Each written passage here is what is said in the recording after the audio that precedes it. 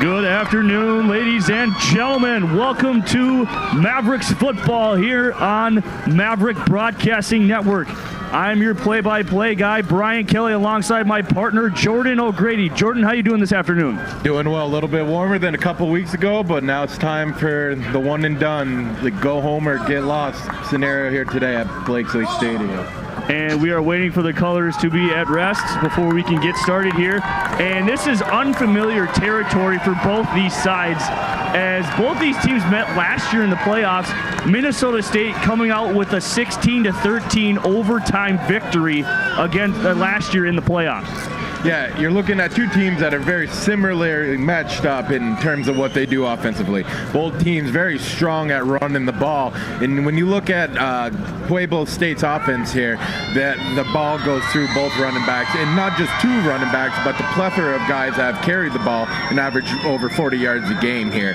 So it's going to be interesting to see if this secondary for Minnesota State that's played excellent coming up and stopping the run of the last few games, see if they can do it against a very well-rounded rushing attack. And then if, of course, the two-headed monster, which has been derailed to a one-headed monster today, as number 6, Justin Taramina, had tore his meniscus in his knee this week during practice. So we're going to see who the depth at the running back is and if they can complement Nate Gunn in the Minnesota State strong rushing attack. And also, let's see if Ryan Schlichty can come over some past two-game woes here and see if he can turn around for a big performance through the air. And one of the things that's been a common theme here for MSU in that first quarter is getting off to that very, very slow start like they always do. And Jordan, what's one thing that they're going to have to do to power through that? Well, I mean, of course, when you're playing in still cold weather, you got to get the ground game going. As we spoke earlier, and last week even too, that these hits hurt just a little bit more. They sting a little bit. Now, is Minnesota more accustomed to it? We'll find out here against Colorado State. But I think just the key is get the ground game going and get out to the fastest start possible, because this is a type of team in the playoffs that you can't sit back and give a chance. You got to shut doors and close them out early if you get that opportunity. And as CSU Pueblo, as you saw on your screen, won the toss and elected to defer the second half, so that means your Mavericks will get the football to start here.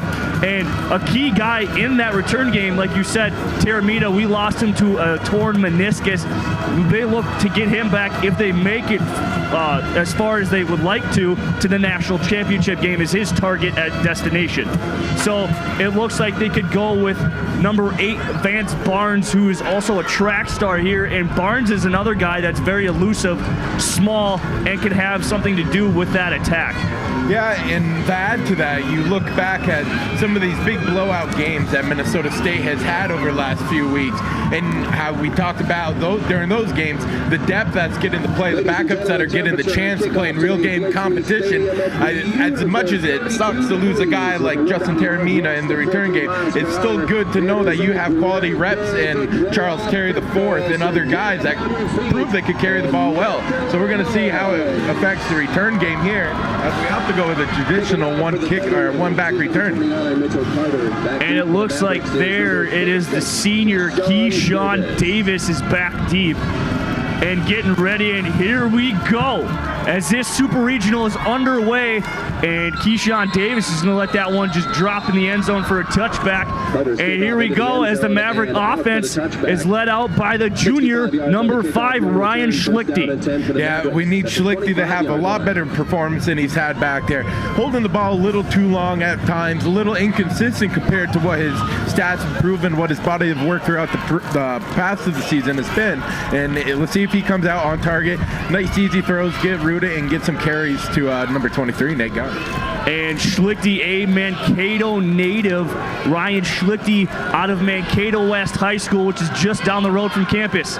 Play action for Schlichty to start it off here as he rolls out to his right. Looks downfield for number 84, Zylstra, and Zylstra broke that one up. That was nice, as it looked like Jamal Sears, a guy who had a game-changing play and really the momentum turn for CSU Pueblo in last week's win. Yes, he certainly did, and I was going to bring up Darius Williams along with Marcus Lawrence, both DBs here for Colorado State Pueblo. Have to play big, but there, like I said, Schlichty had an easy dump there to tight end on the boot, but elected to look for the deeper one. May have cost him easy first. Yeah, both corners last week for Colorado State University Pueblo. Both had actually pick sixes last game as Schlichte decides to take it, and he runs to the right side and dives for a first down. And that'll move the sticks for the Mavericks. Good hard effort there, holding the ball a little too long already, but I think once these nerves settle down in the Super Regional, he'll start making those throws a little bit quicker as they go hurry up here, as they really do. This really helps in their play calling. Joe Bashorner's got a wide variety of plays here in this playbook, and this really helps them get acclimated well quickly. And before we get O'Grady's keys to the game, Schlichte is lined up in the shotgun. Schlichte drops back to pass, receives some pressure from the outside, looking for his big receiver Zylstra as he has that one go right through his hands, and that was good contesting by number 20, Darius Williams. Darius Williams, the guy we just mentioned, already making big impact. Had 2 big picks, as we talked about earlier last week in a big win over a team they had lost to in Colorado Ministry. Another big play there on the big wide receiver, Shane Zylstra. And we're going to get to O'Grady's keys to the game here as Schlichte takes the snap, hands it off to the big guy, and he falls forward for a gain of 1. And Jordan, what are keys to the game for both sides here on the side of Minnesota State and Colorado State? Yeah, both teams, as we talked about there in the pregame, is you got to be able to run the ball here. And right now, Colorado's showing to have a strong front as we expected them to have. Maybe the secondary's been a little bit more tested here early on, but we're going to see what this front four can do. And the 2 linebackers, if they can stop and they gun and contend with just that, because if that, you can put some guys in the secondary to make big plays. But the run game starts, it's going to be a good thing for Minnesota. Schlichte drops back to pass, looking deep for Zylstra as he cuts it off, and Ag's going to have to break that one up as the coverage by Trevin Donnell is going to have to send the punting unit, and here comes Casey Benarski. Yeah, Casey coming on the kick here. Strong leg, as we all know. But looking at some keys to the game there for Colorado State Pueblo is that you got to expect Brandon Edwards to want to come out and have a big game. A very underwhelming receiving core and quarterback play, but they make up for it in the run game. So we're going to see if they can challenge his secondary, then also that secondary of Minnesota, to see if they can come up and make big stops in the run game today. And the biggest factor here for that offensive unit, as last week he had himself a whale of a game, and that's the running back, number 21, Marshe Denard, as he had 125 and 2 touchdowns, and each touchdown coming over 30 plus. That's something that the Maverick defense can stop. It's that secondary that gives them trouble, and like you said, Brandon Edwards is going to have to come throwing the football, which we both know that's not his strong suit. But his biggest game came against Colorado School of Mines earlier in the year when they lost as their only loss of the season. He threw for 315, 1 touchdown and a pick. As he drops back, the delayed handoff to Denard as he goes up the middle, and he's met immediately by the linebacker Jordan Berggren as that gains nothing. Yeah, we know Minnesota State's got a strong front 8 here, and they do a great job week in, week out of slowing down the run game enough, and they force a lot of teams to become one-dimensional into the pass game. As right now, going 3 wide with a tight end on the weak side here. Look for some vertical routes or a little read option here. And as we mentioned too, the key players to watch on this Colorado State offense is the back as he's handed off. And there it is again for the second consecutive play as we call his name, Jordan Berggren, as he's got himself 2 quick tackles. Yeah, Berggren stepping up, making 2 good plays downhill, being able to read the flow there, not getting stuck in the garbage, able to break free and make a nice clean tackle on the run back. Tough thing to do with Denard there. And Brandon Edwards has to have himself very key to the game. And one of the things that we keep on, both offenses are very similar. They are run first, ground and pound, as they both got backs that are every bit of what they say. As this little dump off pass to his receiver, number 5, Cole Forsgren, is incomplete, and that is a quick 3 and out, and just exactly what the Mavericks ordered. Yeah, anytime you can stop an offense right away, and you saw a few different formations. They wanted to see what kind of looks they were going to get from Minnesota State there when they brought out 3 wide receivers, because I'm sure the game plan from Coach Golgowski all week was slow down the run game, because it comes from many different angles, and that short passing game may be an accessory of that today. And Justin Arnold is back deep and he'll fair catch it at the 27. And here comes the hot hand at home in number 7, J.D. Akawa. Yeah, and I think that you said it right there, the hot hand for sure. And I think that's very, very good going forward here in the playoffs. Having 2 quarterbacks, and this is probably one of the weird instances where it would be good having 2 quarterbacks. You got one already schlicked to a slow start already here. Go into the hot hand guy that's tough on the ground, hits the hole hard, and makes quick decisions. And maybe that's the difference you need today in this style of football game, playing against a front 7, front 8 that has proven to be dominant over their course of work over the season. And something unfamiliar as we see the Mavericks go under center as he receives pressure, and he is sacked. Brought down by number 17, Jaden Garcia. Yeah, that's one thing there. That's one thing there that the Mavericks are going to be tested more so than ever this week against Colorado State Pueblo, is that they may have not faced a defensive line as aggressive and quick off the ball as these guys here. So the Maverick offensive line is really going to have to see what their wits are here going forward after some early pressure. We're calling out the signs here, making a pre-snap adjustment here to one of the receivers. Watch a quick hot route. And a keeper up the middle, gain of nothing really. Tackle made by number 80, Michael Riston. So far, defensive line for Colorado State Pueblo has really slowed down this Maverick attack. Tried a little QB run there to make something out of nothing, but nonetheless, Akawa gets stuffed right away. Tough front so far. Spread them out and see what you can do here. I think we're getting a little conservative here. As I say that, and we go 3 wide. Look for Akawa to get a quick one off here. Looks to be double B pressure coming here from Pueblo. As Akawa drops back to pass, looking to his left as he's looking deep, and that's incomplete. As that's another 3 and out yet again, something the Mavericks are very unfamiliar with, as they cannot connect on any of their passes, as they are 0 for 5 here to start the game, which is incredibly unusual. And as we got to mention, Jordan, the CSU passing attack is something that is one of the tops in the nation, as they have a combined total of 50 sacks already this year. Yeah, they've been getting at the quarterback well, and you can see it already early in these first 2 downs, getting a sack on Akawa there and being able to close run lanes there on the keeper from Akawa. And it's going to be a tough, hard-fought game. This is the best of the best now in the nation, so each week it gets a little bit harder here, and they're finally playing a real opponent here, if you will, in terms of talent and skill-wise. So let's see how this offensive line, if they do anything to help chip on these defensive ends to slow down this rush. And as they did before, as they slowed down Gunn, as they got a new back into the game, as they do go to a 2-back set, and back in the game is Bernard McDonald. And here we go as Edwards gets the snap, fakes it as he receives pressure from his backside, broken up by none other than number 9, Michael Palmy, and you'll hear his name called quite a bit today. Yeah, that was a RPO there by Pueblo. Good job by this linebacker, getting the depth, and then also that corner playing the flat, shutting down that passing lane, and great hands by Palmy, reading the eyes of quarterback and having great awareness to knock it down. One of the things that you won't see from CSU Pueblo is they won't really do a high-tempo offense, as Michael Palmy is in for his 2nd consecutive play. Instead of a pass breakup, he gets a tackle. Yeah, this is one thing we talked about last night was Palmy over the last few weeks. He's essentially a linebacker instead of a slot corner. You see there, comes up, sticks the inside shoulder, and makes a great play to wrap up and shut him down. He's going to be the X factor, I think, defensively here. They've shown many looks here that they're going to pass the ball, but more often than not have already opted going to RPO or run game. Heat coming. As they already 0 for 1 on 3rd downs, as they're bringing the pressure here, as it looks like, and it's broken up.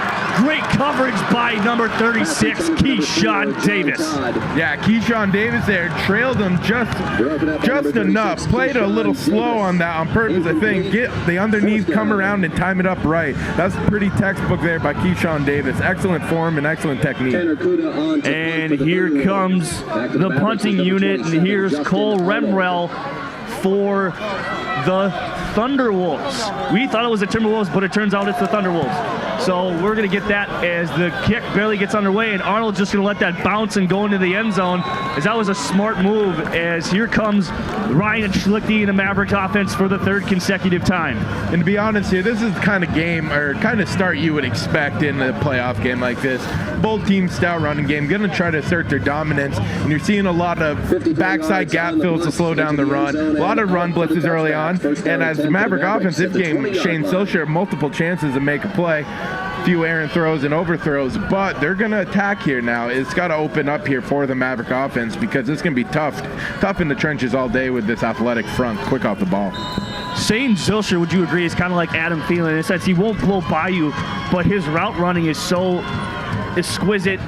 As here's Schlichte's, he'll keep it, and he falls forward for a gain of 2. Yeah, he does all the little things right, which make him the player he is. And that's one thing that, you know, he may not have the best breakaway speed or this or that or physical attributes at that. Don't get me wrong, he's a pretty dang good athlete. But he does all the little things in football, has a high football acumen, which makes up for any of his inabilities physically, if that's even a thing for him. And we have a couple key players to mention here on the offensive side, and we'll get to that as Gunn is met by a sea of white as he gains about a yard. And 2, well, necessarily you could say 6 of players of the game. One of them is that number 23 back, that pesky Nate Gunn. He's every bit of 6'2", 220 that he is listed. And you go down there, he is a man. But then the other thing is the men up front, and against that passing attack of CSU Pueblo, they're going to have to do a tremendous job here, which from the edge rushers is something that they have already had a trouble with, as Schlichte drops back, receives pressure, finds Arnold, and he's got some running room as he moves the sticks. And that's the second first down for Minnesota State. Yeah, that defensive front came very quick, got a hit on Schlichte. Schlichte able to read it and realize a vacant space there in the middle of the field to get it on the angle route to Arnold. But this has proven to be a problem so far early here in this first quarter, is they're a little bit outmatched by this pass rush. I don't think they've quite seen something this fierce all season long. Let's see if the Hogs up front can settle in, get their heels in, and fight back a little bit. As Minnesota State does have 3 somewhat of impressive wins, and there is a flag on the play, and this one is most likely going to be called back. Yeah, I'm not quite sure. More than likely, no, we got an offsides lining up in the neutral zone. I did not see that. They're looking right down the ball.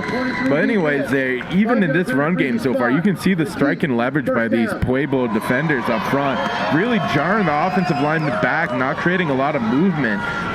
Minnesota State's done a great job all year up front in the inside zone in the RPO game, but so far struggling. Let's see what they do here to try to slow down this rush just a little bit. He just needs 1 more second to make that pass. As we've seen a couple errant throws over to Zylstra.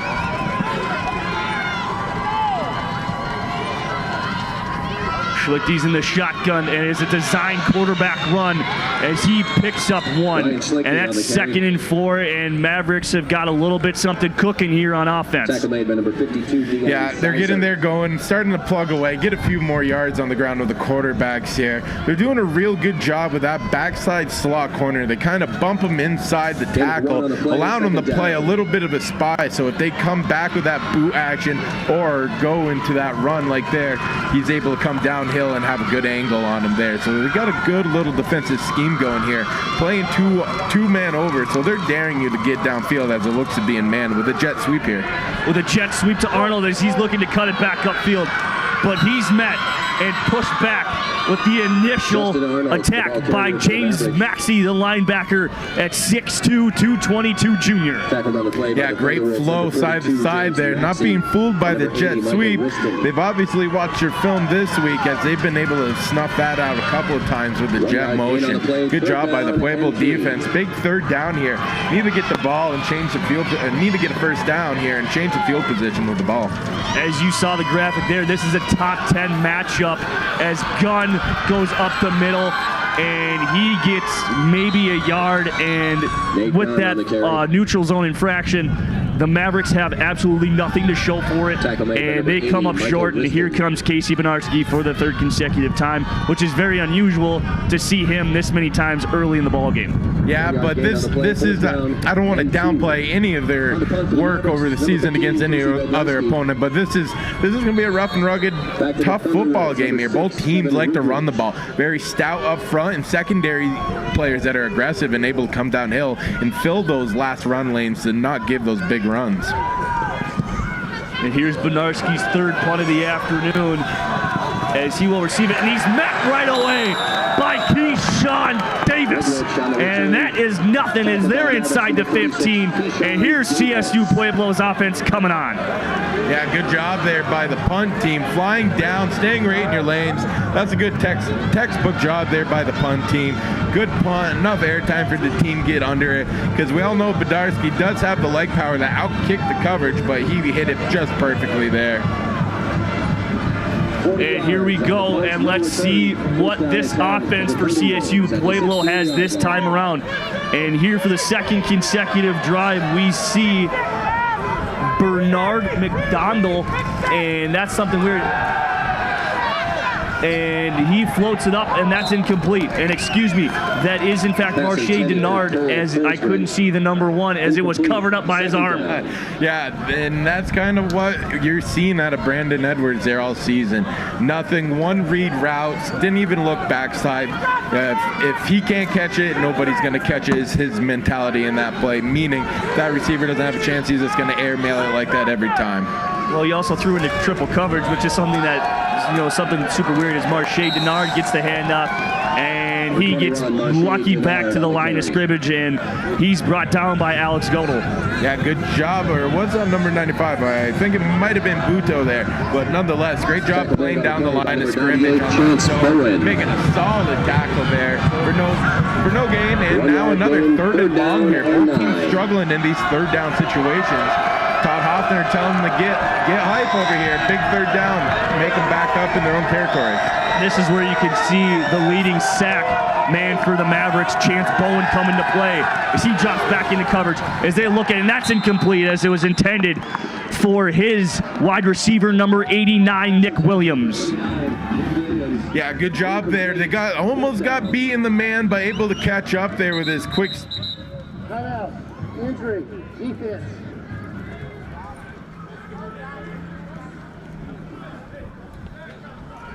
Turn man, and really good defensive back here going down, and the whole training staff coming out. Let's hope this isn't serious here. Keyshawn Davis is one of the 6 seniors on this Maverick roster that could possibly play his last game here at Blakesley Stadium. And Keyshawn Davis is 5'11", 190 out of Milwaukee, Wisconsin. He's a transfer from St. Cloud State, as it does not look to be good right there as he comes off having some aid. Yeah, this could be a big blow here, but once again, what we talked about in the pregame is the depth here that Minnesota State has in the somewhat good experience they've had over the course of the season and some of the bigger wins they had. So it's gonna see what we're gonna get real tested early as 2 key pieces we've lost already in Taramina and now Keyshawn Davis, it looks like. And that's just not going to help the secondary as he's not putting any pressure on that left knee, and that could be something that is of grave concern here for the Mavericks, as they've already got a banged-up secondary already, as they already lost one starter for the year in a safety and Amiri Finner, and that's just something that is going to be tremendous. We hope his best and wish him nothing but the best. As the punt was fumbled by Arnold, but he jumps right back on it, and this is the best starting field position for the Maverick, and let's see what Ikawa can do for the purple. Yeah, that's one of those punts that you kind of want to stay away from. A little side-legged Australian kick there, especially when you got a full head of steam coming up and it's an end-over-end kick. Very tough position, but fortunate enough to fall right back on it. And here comes Ikawa in the pistol. His gun is his tailback. The handoff to Gunn as he plows forward for a gain of 2, and that's 2nd and 8. Yeah, that's a 10th rushing attempt here by the Maverick offense. Very slow go at it, only about 17 yards on the ground so far, depending on where they marked us. I think 18, but both teams very stout. Offensive line can dig in here and get a little bit bigger of a crease. That pressure by the nose tackle, Brady Opp, as Akawa receives pressure from number, I'm not seeing him on my stat, that's number 80. And that's Michael Riston, the 6'4", 245 D-end senior. Yeah, both quarterbacks here for the Mavericks struggling just to hit the quick, easy, open guy off of these rollout and play actions here. Maybe a little hesitant and not thinking that guy's the best read there, but need to get the ball out quick, the first open guy, and start getting some positive yardage here in the passing game.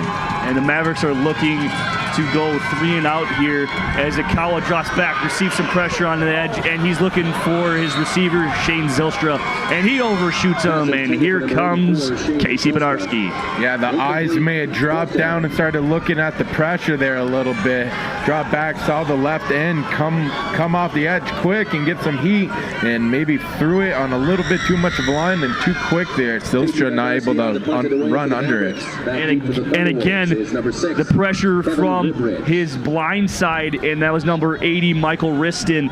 As back for CSU Pueblo is Kevin Ribrich, as he'll take it, and he looks as he bounces it back up the middle, and he's met, and there's a flag on the play, and he's brought down by number 42, Jordan Bergeron. Yeah, that's a great job. I missed who the gunner was here on the left side, but did a great job of getting inside the leverage, getting in front of the defender there, and not allowing that running back to get outside. Had nowhere to block him. That was a great job by the Maverick punt team again. As the referees are signaling and discussing what the flag is exactly.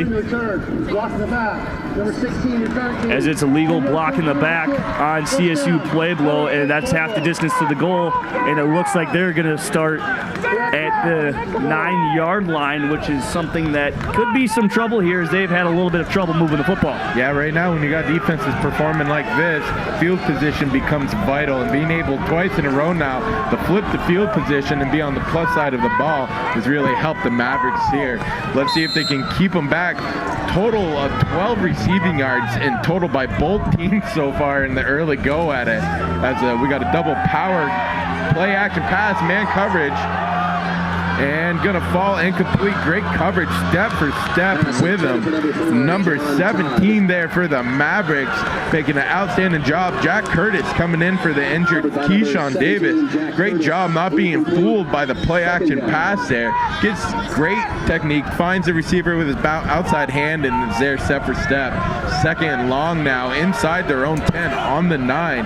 Maverick defense coming up strong there. Little draw play, finds a big opening as he hits the crease hard, and that's a big first down, and he's still on his feet. Jamie LaPlante able to chase him down from the defensive end position, not till a big gain of 25 there, or 30, excuse me, by the Pueblo State offense. Big crease opened on the backside, and the running back able to hit it hard for a big gain. And that's a key play right there by Jamie LaPlante as he comes from the DN position, and he still makes the play on the ball. And here is Marche Denard as he bounces on the right side, and he's got himself some room as he's brought down by number 20, Cole Schrodemeyer, but that's not before he moves the sticks. Yeah, offensive line play here at a premium for the Thunderwolves there. Great job by the guard, backside guard there for the Thunderwolf offense, being able to come through and clear and cave right down that whole line. Defensive end number 98, Chance Bowen, had no chance there as he got caved inside and opened up a big lane. And it's a pass, and he's looking and finds his receiver, number 81, Ammon Johnson, as that's a gain of 6, and it's second and short. Yeah, looking at number 70 and number 60 of the Thunderwolf offense, Jonas Stupar and Dan List playing an outstanding job inside, especially in that play, being able to pick up the blocks. A lot of inside blitzes from the Maverick offense, but those two doing an outstanding job up front for the Thunderwolves. As Marche Denard gets the handoff, and he barrels his way through the offensive line. He stops short as it's 3rd and 1. Put the shoulder down and make room when you need it. That's a fine example by Denard. And being able to just find that small crease, stick his shoulder in there and get through it. Nice gain, but still big 3rd down here. Chance to get off the field. We'll see what this offense does here as the whole playbook's open with no back here. And that was a nice tackle by the linebacker, Alex Godel. 3rd and 1, the fans are getting into it. And it's brought down What a play by number 9, none other than Michael Palmy. Yeah, Michael Palmy doing his best Harrison Smith impersonation there. One thing he does, much like Harrison does for the Vikings, coming off the end, timing up the snap well, and coming straight down the line of scrimmage, not bellying out, straight line, scraping the butts of the big dogs up front, and able to get them by the ankles for a big 4th down. It looks like they're going to go for it. Expect another variant of that power and power run game we just saw there, if not a quick little screen here as we're in man coverage. And the guy in the Wildcat formation is their tight end, Preston Guerra, as he plows up the middle, and he'll move the sticks on the 4th down, but he comes up with it, and that's Maverick football. Michael Palmy coming up with a huge play, and that's a huge swing of momentum and a great stop by number 9. If you can give an MVP of the past 2 months of football in Division II football, no man better than this man right here, Michael Palmy, coming in and being a scrappy little guy, punching and ripping that ball out ultimately for a huge turnover as that Pueblo State defense or offense, was moving at full stride there. But nonetheless, the best of the best for the Minnesota secondary, stepping up and making a play at the crucial time.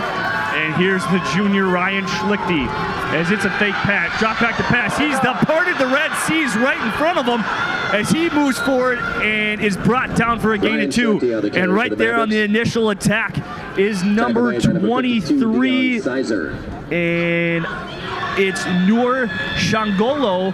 And he kind of got right there as he was the edge rusher, and he kind of came back and made himself one heck of a play. Yeah, you can see why they have 50 sacks. The effort is all there every play. If they don't get to the quarterback, they're turning and getting to the ball. Great effort there to slow that play down.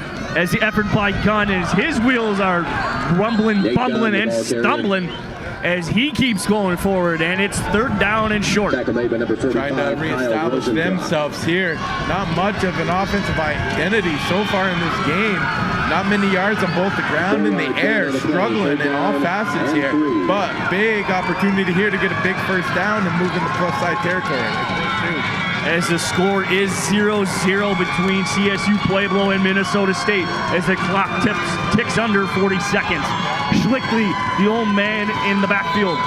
And here it is, a flag on the play, and it looks like a false start on Minnesota State. Offensive line play for the Mavericks today, not looking so hard. A false start on the right guard there. Number 56, center Brandon Krantz. Moves them back 5, and this is where you don't want to be against a pass rush team. 3rd and long situation here. This is a bad territory because now these pass rushers of Colorado Pueblo State get a chance to run off and make a big play here. How's it going, folks? Hello, ladies and gentlemen. I'm Brian Kelly, and that's my partner Jordan O'Grady. And we're taking a look here as it's 3rd and 8 for the Mavericks. Let's see what Schlichty and the offense has drawn up. Schlichty drops back to pass, delayed handoff to Gunn. Gunn finds some room, but he's brought down short of the sticks, and what a tackle by number 52, Dayon Sizer of CSU Pueblo. Yeah, good job there. Needed a little bit more contact from the center, number 56. Didn't quite get there. Hard thing to do on the draw play, but good run. We'll see what the Maverick offense dials up here on a 4th down when we come back. You are watching Maverick Football on Maverick Broadcasting Network. We will be right back after these messages.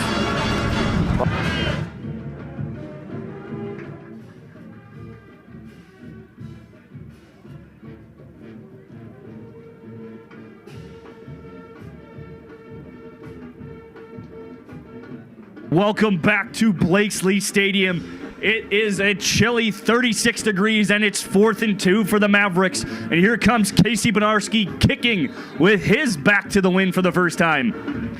Yeah, gets a chance to show off his leg strength a little bit here for some scouts that may be peeking around. And we could definitely see him at the next level. That's a possibility with his, as the ball is fumbled by number 6, Kevin Ribrich, but he recovers and falls right on it as Zach Robertson and number 42, Jordan Bergeron, were right there. Yeah, I get the feeling both sides playing with a little bit of nerves or anxiety here. Kind of everything in their head, a few muff punts already by both sides here. need to settle in. Both teams kind of playing like almost don't want to make a big mistake early, or playing not to make a mistake rather than playing aggressive football and willing to go out and try to make that big play. These teams are very equal, both sides of the football. They are like matched up equivalently, as that's a nice play by Palmy, but then coming up is number 1, Parrish Merrill. Guy's unbelievable, Michael Palme, number 9. He is absolutely all over the field. He's lined up in a will linebacker in the slot corner and even gone out wide when they shifted into something different there on offense. He's like a Swiss Army knife, complete utility player, coming up in all sorts of facets in the run game, filling backside lanes, playing downhill, playing great coverage against a slot receiver. This guy has played out of his mind so far. And here's Brandon Edwards with Bernard, his back. 2 wide receivers left, 2 right. And here he is, finds his open receiver, and on coverage there is Jack Curtis, but the catch by number 4, John Todd, and that's a first down for the Thunderwolves. Yeah, that's a great offensive play call there by the offensive coordinator.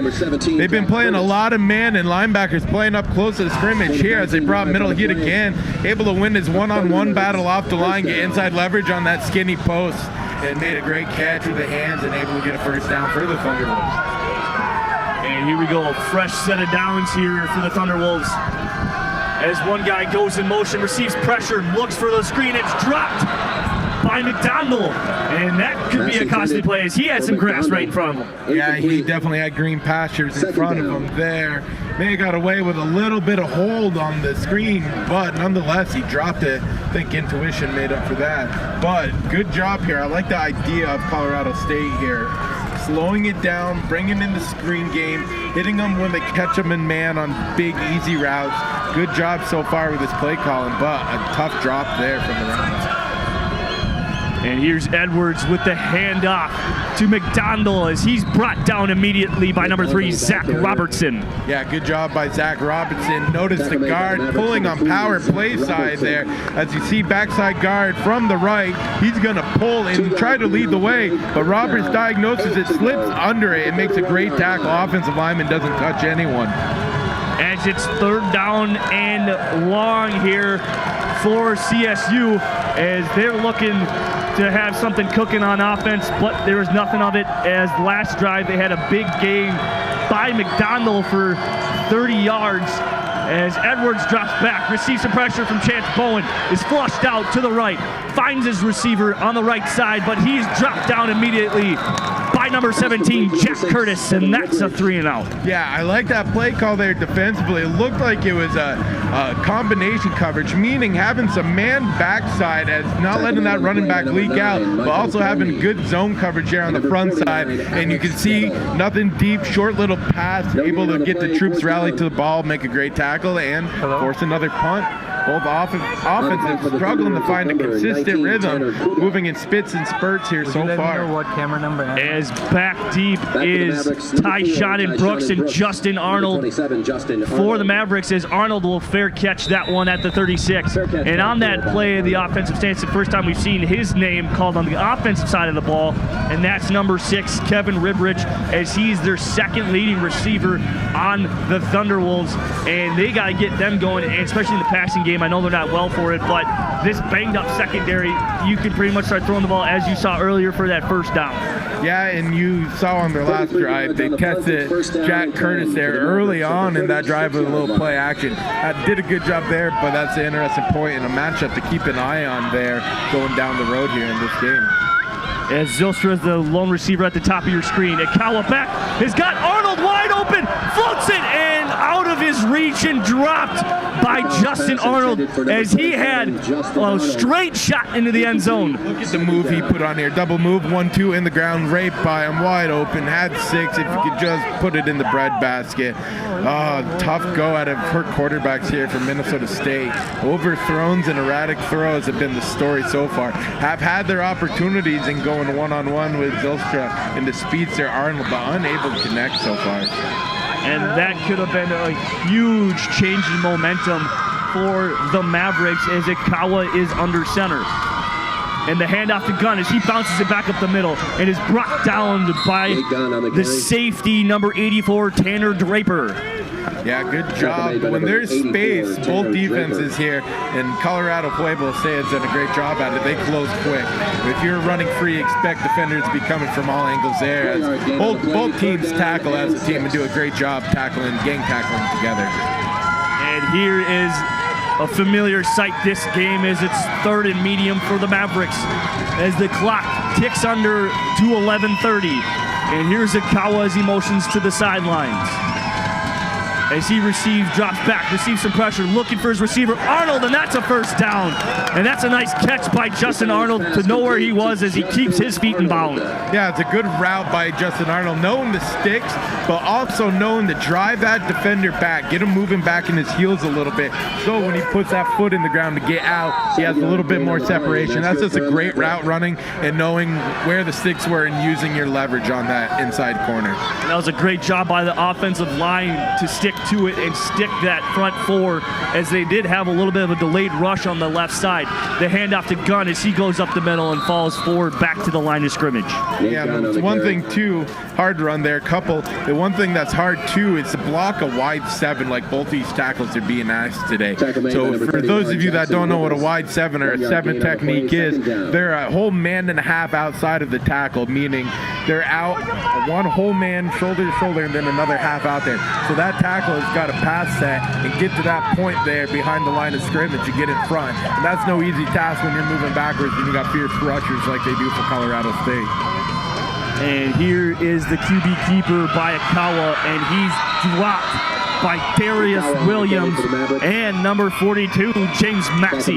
Yeah, number 88, Trevor Nissen just got absolutely blown by there on that play and didn't have a chance to make a block, and the results is exactly what happened there. Big loss by Akawa. As he did gain 1 there, as it's 3rd and 9, and that's something that's super familiar as Akawa comes out of the game as he's shaken up on that play. We hope he's all right. And now here comes the passing of the 2 QBs. Ryan Schlichty, as he's got 3 receivers to the top of your screen. Schlichty drops back to pass, looking for Zylstra, wide open, caught by Zylstra, breaks a tackle, running down the sidelines, 1 man to beat, as he is in for the end zone for 6. Touchdown Mavericks. And finally able to connect on a huge play down the sideline. What a throw by Ryan Schlichty there on the left sideline. Seeing there in a Tampa 2 or a 2-man under defense, a corner trailing behind, safety coming over the top, able to stick it right in the middle of both of the defenders, and the man, the myth, the legend, Shane Zylstra, able to hold on through the contact and then make the yards after catch, and a great effort to get in the end zone. 2 big players for Minnesota State making a big-time play to break the 0-0 dreadlock here in the second quarter. And here is Casey Benarski, the senior, as he knocks it through. And the new score reads Mavericks 7, Colorado State University nothing. And that was just a drive that was much needed on the side of Minnesota State. As that's a game changer as you look here, is what you were saying earlier. Yeah, look at this throw. Drops it right in. You can't see the ball right behind the 80 right there. And if you play more, boom, catches it through the contact. Hard hit from the safety over the top. But the bigger, the more stronger and more athletic player, Shane Zylstra, able to fight through and make a huge play. Does a great job up front, picking up the pressure and giving them time to stick it on a dime there. Great job by the Maverick offense. And one person I'd like to say is he had 1 man to beat, and that was number 25, Trevin Donald, as he was almost there, and he almost had it where he was going to knock him out in short, and it looked like they could have had a situation where they could have stopped him inside the 5, but the length, the 6'5", every bit of Shane Zylstra was needed to get in the end zone that time. Yeah, and like we said, they've had a couple opportunities to do exactly just that. Been starting in no man's land around the 40 and the 45 here offensively for most of this game, and getting stuck in 3rd and longs, showing a lot of cover 2 or 2-man under looks has been Colorado State, as they've had great faith in their man coverage. That time, able to get beat off the line, much like Arnold did earlier in that drive for a 52-yard pass there to culminate in 6 points. And the scoring summary on that drive was 6 plays, 64 yards, a total of 2 minutes and 42 seconds was taken off the clock, and a 52-yard touchdown pass to Zylstra from Schlichte. And here is number 6, Kevin Ribrich, as he takes it forward and continuing to battle for yards as he took it a yard deep from the end zone. All that for a couple more yards. I would have personally taken the knee and not chance a turnover there for 2 yards, but nonetheless, big games, try to create a big play here. Now, let's see what kind of response we get here. Pueblo's had a pretty good go at it in the rushing category, having 54 yards there on the ground on 11 attempts, so a bit more efficient in the running game than the Mavericks. But can this passing game pick up a little bit of the inefficiency as a whole for the offense to see if they can get some points on the board? And here is CSU Pueblo as we get a look for the first time. The handoff bounces it to the outside as he's got some room down the sideline, and he's pushed out of bounds. Nice hit by number 30, Cade Johnson. Yeah, I think one of his teammates took a harder hit on the sideline there. Good job by the receivers and the tackle getting a seal on the outside there. As you see, allowed him to get to the edge and drop the shoulder and get a first down. Knocks down his own player pretty hard there, but nonetheless able to move the chains. Quick moving offense here, no huddle, gonna get the calls from the line, gonna get set. I think they see something in this Maverick defense that they like here matchup wise. And the running back is Austin Mitchie as he gets it again. And that's a nice coming from the free safety, Cole Schroedermeyer. Yeah, I really like what Coach Glogowski's done with his defense this week. They knew there's going to be a lot of side-to-side running and up the middle because all around CSU Pueblo is a good running team. So what they've done is they slow played their safeties a little bit, telling them to read first and attack. They're more of a reaction base here in the secondary compared to up front. So Cole sees the jet motion come behind there and does a great job of going downhill and making a play. Good job by the Maverick defense and Cole Schroedermeyer in particular. And here is Edwards dropping back to pass. And right there looking and nothing. That was great defense, no flag on the play. As the intended receiver was John Todd, covered by Ty Brooks. Yeah, you can see here the frustration with the wide receiver for Pueblo as it's just underthrown and incomplete. Not a good ball there as he puts his hands up like, what was that? I had him behind, and you put a little air under that over top. That could have been 6, but nonetheless, 3rd and 11 here. Another big chance for the Maverick defense to get the ball back here. And it's 3rd down and 12. Let's see what CSU has drawn up. As it looks like the delayed handoff, and here's Zach Robertson off the edge as he brings him down for a loss of 3, and that's a great shift in momentum. Absolute great job this secondary. As we spoke about being one of the keys of the game, they're playing far beyond expectations. Look at them creep up and hit it right at the right time. Gave it just a little bit, diagnosed that handoff, saw it, put the ears back and win, made a great play. Secondary playing out of their mind all around. Great job in the man coverage, not getting beat deep too often, and doing a great job tackling. Solid tackles on both these talented running backs for CSU Pueblo. That's about the 3rd or 4th time we've seen that delayed handoff from them, and it's only worked once. And I don't know, and this Australian style of punt to Justin Arnold, as he fair catches it, and he's going to let that drop and roll. As it does take a little bit of a Colorado State bounce inside the 20, and here comes Ryan Schlichte in the Maverick offense. Yeah, let's hope here. Schlichte coming out after a beautiful ball to number 84, Shane Zylstra. Let's see if that got him back going in the right direction. Sometimes that's all it takes in any sport for any position. You just need a few good plays or to rebuild that confidence to go, you know what, I did this all year. I had a little lull in between it, but now I'm back here. I think that might have been the big boost Schlichte in this passing game needed there. You are watching Maverick football on the Maverick Broadcasting Network. And here comes the offense as a fake handoff. Schlichte looking for Zylstra, and Zylstra uses his body to go up and bring it down. Brought down by number 1, Emery Taylor. Well, you want to talk about confidence. There's a man filled with it with great hands to go along with it.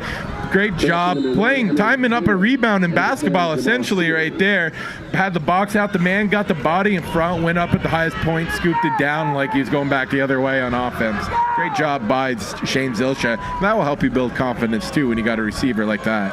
That's a nice gain of 20, and here's Gunn as he breaks out for 3, and that's a nice run by Gunn as it's 2nd and 7. You know, and those are going to be kind of the runs here that are going to be considered the nice runs, as we both said there, that it keeps you in a positive manner on offense. Your positive yards, 3 yards is better than 10, obviously, but those runs are going to start to wear, and when you got a back like Gunn, those runs are really going to start wearing on a front, no matter how good they are. He's a tough man to bring down.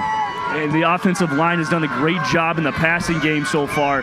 As here's Schlichty, he's got a clean pocket, looking for Zylstra. That's a nice ball on the edge, and Zylstra winning that battle yet again. Yeah, you just said it. Emery Taylor getting abused by Shane Zylstra out there right now. No match for him. But whatever offensive line coach Colin Prosser has said to him on the sideline, he's got this offensive line playing a lot more aggressive. And see Zylstra there fighting for more yards.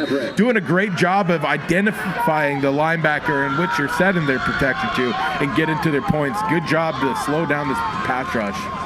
And here's the handoff to Gunn as he's finding some room as he goes forward, and he's brought down by number 84, Tanner Draper. Yeah, that was a great job there by number 74, Carter Dowdle, for the offensive line for the Mavericks. On that power play, backside guard pulls the front side.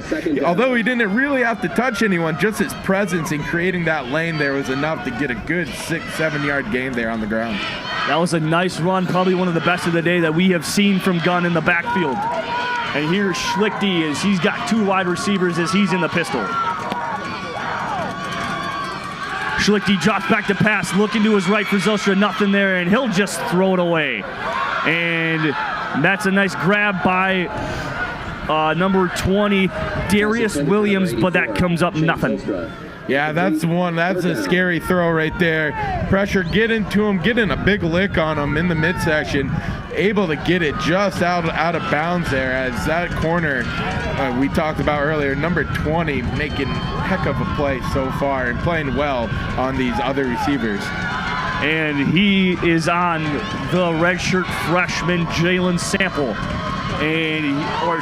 Just a freshman. He was a redshirt last year as he's a sophomore in school. And here's Schlichty, he's going to take it as he's trying to find some room, and he's brought down by Tanner Draper, number 42, James Maxey, and 2 others. Yeah, I think this is no man's land. You're out of field goal range. Yeah, you got to trust your big dogs up front from what they've done all year. I think you go for it here, as it looks like the Maverick offense is going to stay out. You see Pueblo bringing out some of the big bodies, number 97 there to clog up the middle. Let's see what they got here. I think the playbook's wide open. Little play-action boot. Mind you, we hasn't hit on those play-action boots, but right here, a little quick dump might prove efficient.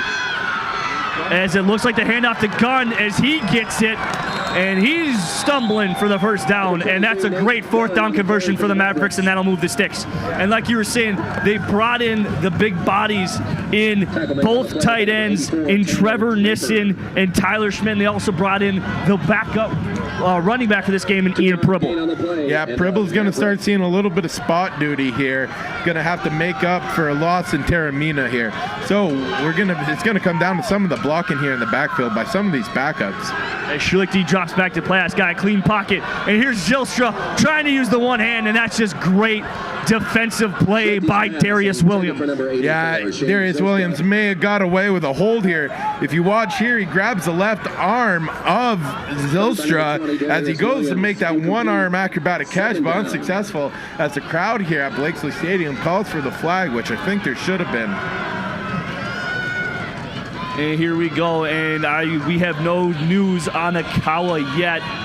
It looked like he is actually in a jacket, and he's still content on the sideline, which is great news. And here we go with Schlichty on 2nd down and 10. The handoff to Gunn as he's got some running room up the middle. Gunn for a gain of 12, and that's a Maverick 1st down. Yeah, and this is one thing the offense for the Mavericks do, or I think the coaching staff. Great burst up the middle, simple, straight ahead run game, backside guard pull. Great job all around, 10-yard gain there.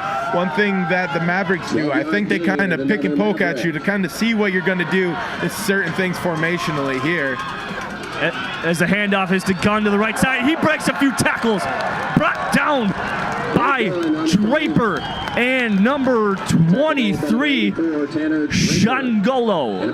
Yeah, just a good job there by Nissen on the right side, knowing the defender was shooting his inside gap, able to have the wherewithal to block down, and we got a timeout. And we got a timeout from CSU Pueblo as the Mavericks are inside the red zone for the first time here this afternoon. And they are setting up shop, and they are knocking on the door of the end zone on the 10-yard line. And it's just a great change of events here for the Mavericks as momentum is completely swinging in their way, and they are doing almost a lot of things right on the offensive line right now. And as you take a look in the huddle, as guys are just dancing around to the band. Yeah, they found their mojo a little bit, so to speak here. Looking now, they've rushed the ball 22 times, so there's been a concerted effort here to make this work. And as I was going to say before the timeout, they've done a good job of identifying what they're trying to do on defense by Pueblo State there. And now they're really attacking the backside power.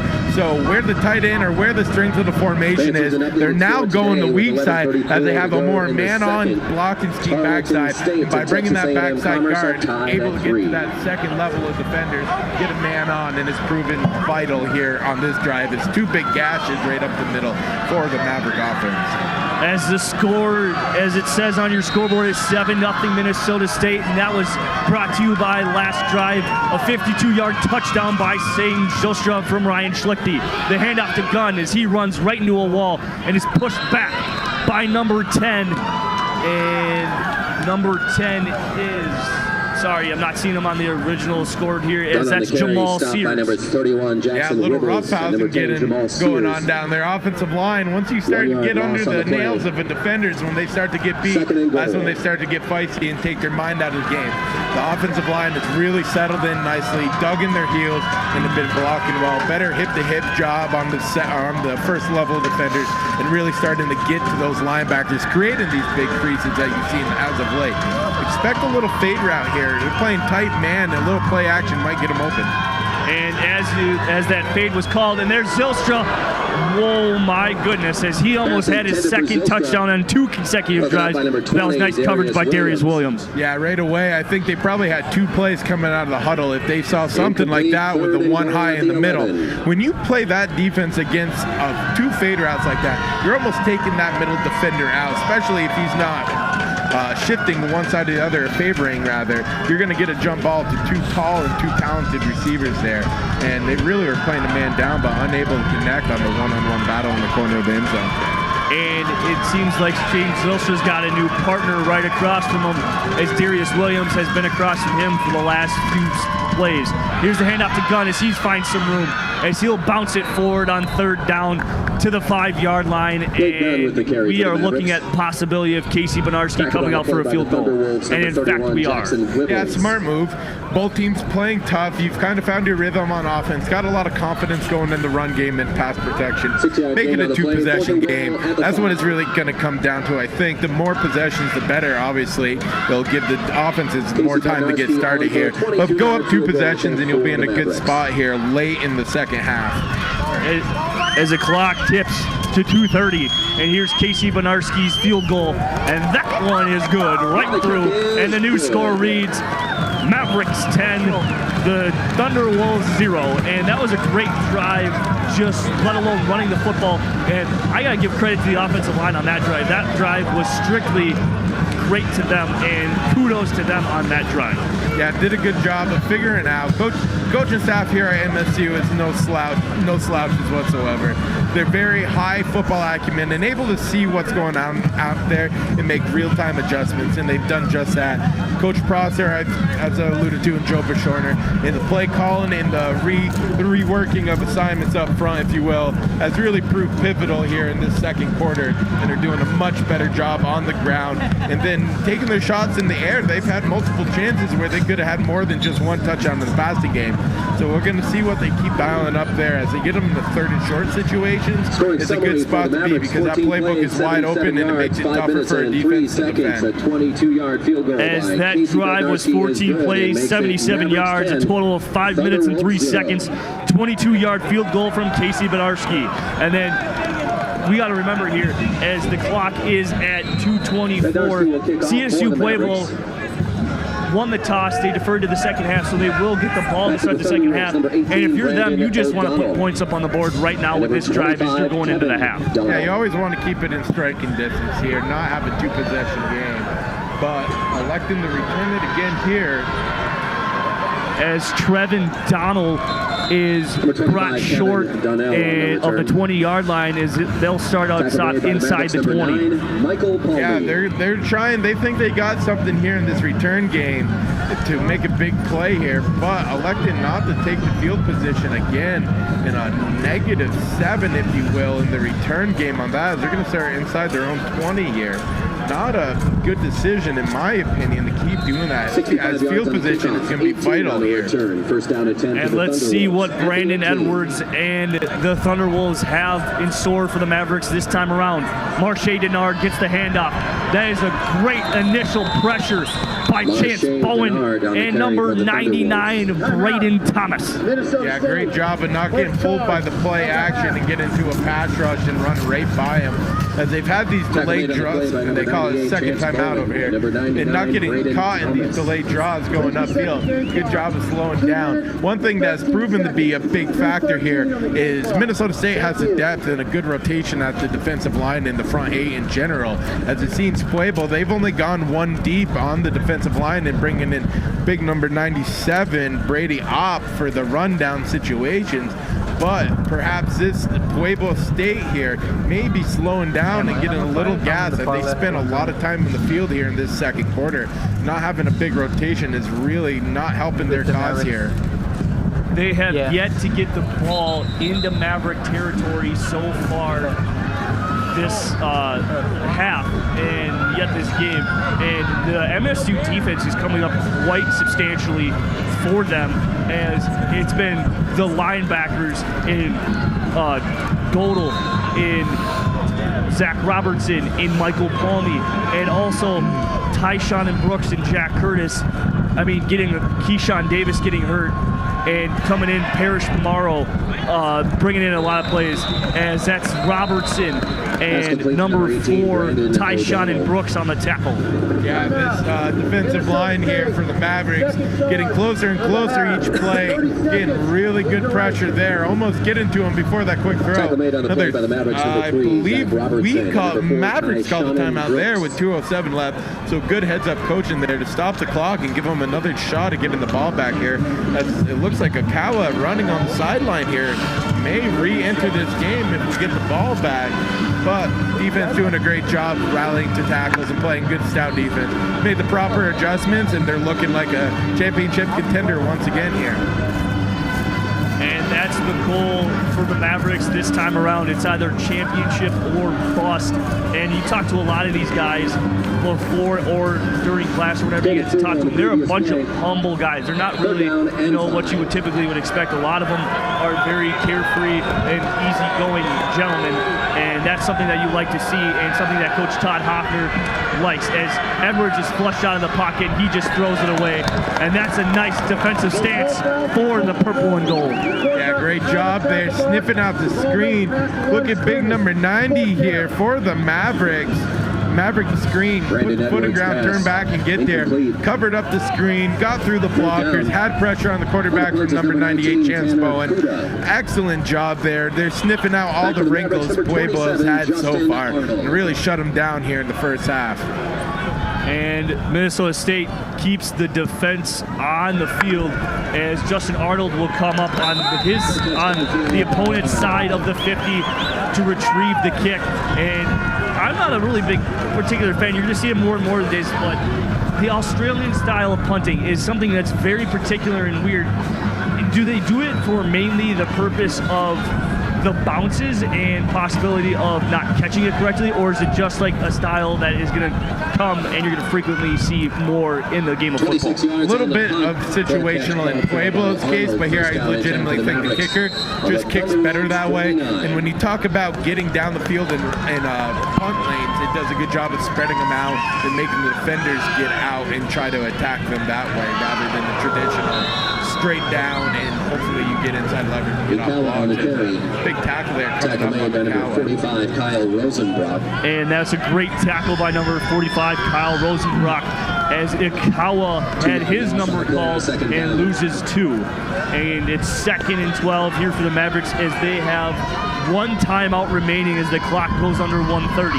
And here's Ikawa as he's trying to lead the surge to get some points on the board for the Mavericks. Ikawa drops back, clean pocket, looking for Justin Arnold and almost intercepted by number 20, Darius Williams. Yeah, don't know really what he was looking at there. They had a little bracket coverage on him over the top.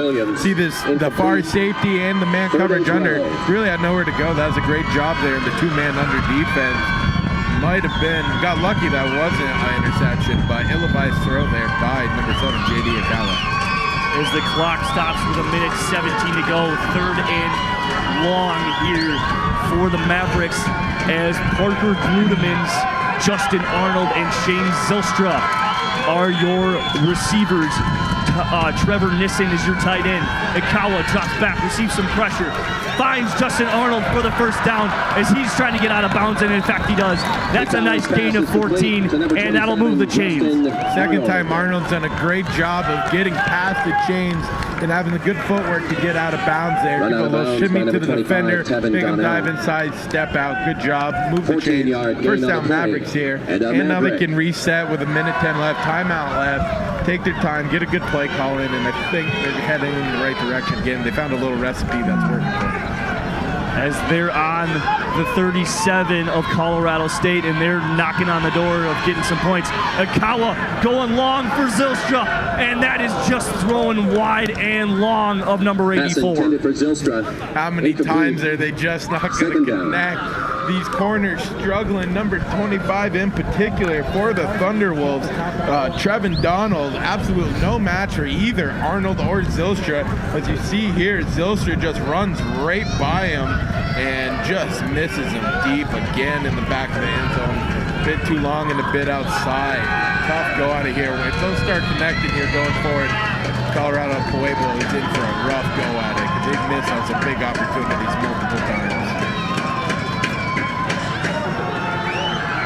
As here is Ikawa finding number 14, Parker Gludemans, as CSU Pueblo has yet to find an answer here this drive on the passing game. Yeah, and you see Bashorner dialing up a lot more quick passing plays, shorter routes, comebacks, quick routes to the outside, getting out of bounds as well. But this is what they need to do right from the beginning. Short passing game, 3-step drop, have a 1 to 2 man read at most here, and just get the ball into your playmaker's hands, and they're doing a fine job of it here. And here we go as Ikawa and the offense are inside the 30. And here we go as Ikawa's in the shotgun. Gun to his right. Ikawa drops back to pass, looking for Parker Gludemans as he's inside the 20-yard line, inside the 15. And that's a fresh set of downs as they're signaling for the chains to move forward. Yep, got to hurry up, get on the ball here because the clock stops when the chains move in NCAA football. So you get a built-in timeout. It didn't look like they had a call in, a little unprepared. Got it now as they're set here, and it looks like we're going to have man coverage over the top. As 10 seconds were dripping off the clock, and that was bounced into the hands of Justin Arnold, incomplete, 2nd down and 10. Yeah, that was the right route. Attacking that deep third safety there, who's just sitting there playing center field, essentially trying to get back of that coverage on the middle routes there, as you saw earlier. But that was a good job going right at him because he was not playing forward or playing aggressive there. Almost snuck one in between them. As they are in the red zone for the for the second consecutive drive, excuse me. And let's see what Ikawa can do here on the 2nd down play. As he drops back, receives some pressure on his backside. Nice catch by Arnold. Touchdown, number 27. As that's his first touchdown of the afternoon of 15 yards from Ikawa to Arnold. Yeah, beautifully executed in the clock management when they were on defense. Great job in the play calling on that drive, having outside routes, getting to the boundaries, and then great job up front, giving Ikawa enough time there on that last play, getting the touchdown. But veteran move by Shane Zylstra, knowing the ball wasn't going to come to him, cuts across the middle and creates that natural rub route, natural pick route, without actually making contact. contact and making it through the two defenders. As you see here, he crosses and boxes out that corner and that safety at the same time, creating a beautiful play for the Maverick offense as Bedarski banks it through. And that's another 7 points for the Mavericks as they increase this lead 17-0. And if you are the Mavericks, you kind of like the spot you are in right now. But if you're Pueblo, you got to figure out something. You got 30 seconds, 2 timeouts. You got to start taking some shots down the field, even with your QB, Brandon Edwards, not necessarily being the best passing quarterback, but you know he's a D2 starting QB for the ranked number 9 team in all Division II. You know he's got some capabilities of throwing it down the field, and why not take a couple shots down the field? Well, this is not necessarily where you want to be if you're them, Colorado State being them. Is being behind. You're a ground team through and through, and got big guys up front that aren't necessarily the best pass blockers either here. For as many sacks as they've had or taken, they've also had that many on offense. So it's going to be, this is unknown territory for them, if you will, as you get a good look at our fine men and women, hardworking crew there as a frigid day here at the Blazers Stadium. And let's just see if the Mavericks can keep going. They're in a great spot. Great 50-50 chemistry out there on the field offensively. As the ball is blowing off the tee, and Benarski will have to come back up and see what happens. And if you're CSU Pueblo, what are you going to do here on this offensive drive? You got 30 seconds, 2 timeouts, like I said, and like you were saying, you just probably want to take a knee and go to the locker room and just, you receive the ball at the second half as Trayvon Donald receives it in the end zone from about 3 yards deep as he takes it out, and probably another mistake by that part as he doesn't even reach the 20-yard line, as that's a gain of 22 on the run back. Yeah, they've given up almost 20 yards by taking these kicks out.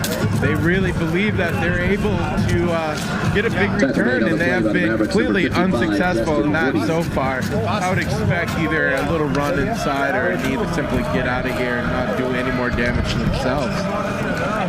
And here we go, as it just looks like they are going to take a knee and head into half, down 17, as this was a great first half on the defensive end for the Mavericks. Offensively, they got it going in that second quarter, like we mentioned earlier in the game. They're a slow start in that first quarter. They don't score many points. They just like to feel you out and see what's going to happen. And if they take shots, they take shots. They get them, they get them. But to me, that was a great first half, and nothing which you were in great position if you're Todd Hoffner and whatever you're going to do. And as you take a look here, it is halftime here at the Blake. We will be right back with our halftime show.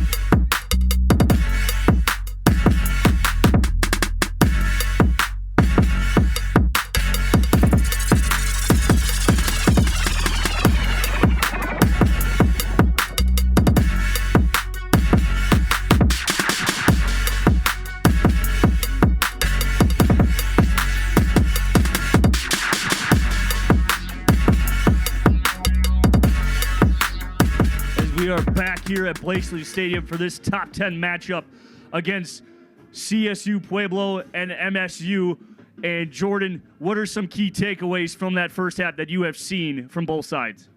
So far, early going for Pueblo. They've been able to get after the quarterback, but the adjustments made late in the first quarter going into the second by the offense of the Mavericks has been able to really slow down that pass rush and give both quarterbacks, Akawa and Schlichty, the time to make these throws. So going forward, it's going to be great to see if the Maverick offense can keep up this attack in the air. They've done a good job of sealing up front, as I said, and moving forward, will the ground game be able to clock it out, if you will? So I think if this allows Nate Gunn a little bit better opportunity here in the second half to get going forward, get a better game on the ground, have better go at it there. But overall, they played well, and now they're in a familiar territory where they're ahead, the playbook's wide open, and they really control the game as a whole.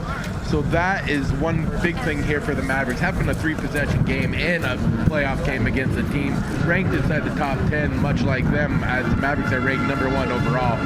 Good job in the second quarter rebounding after a tough start, able to keep them in a 3rd and long and really put their Pueblo's run game into null and void mode, where when it's 3rd and 8, 3rd and 9, they really got nothing going there in terms of the run game, and that helps them in pass defense, being able to drop one more defender into coverage there and make it more difficult for that passing, struggling passing game already for Colorado Pueblo State. So looking forward to the defense, they want to got to keep them in those 3rd and long situations, and offensive coordinator Mike McCarty for CSU Pueblo has his work cut out for him moving forward here.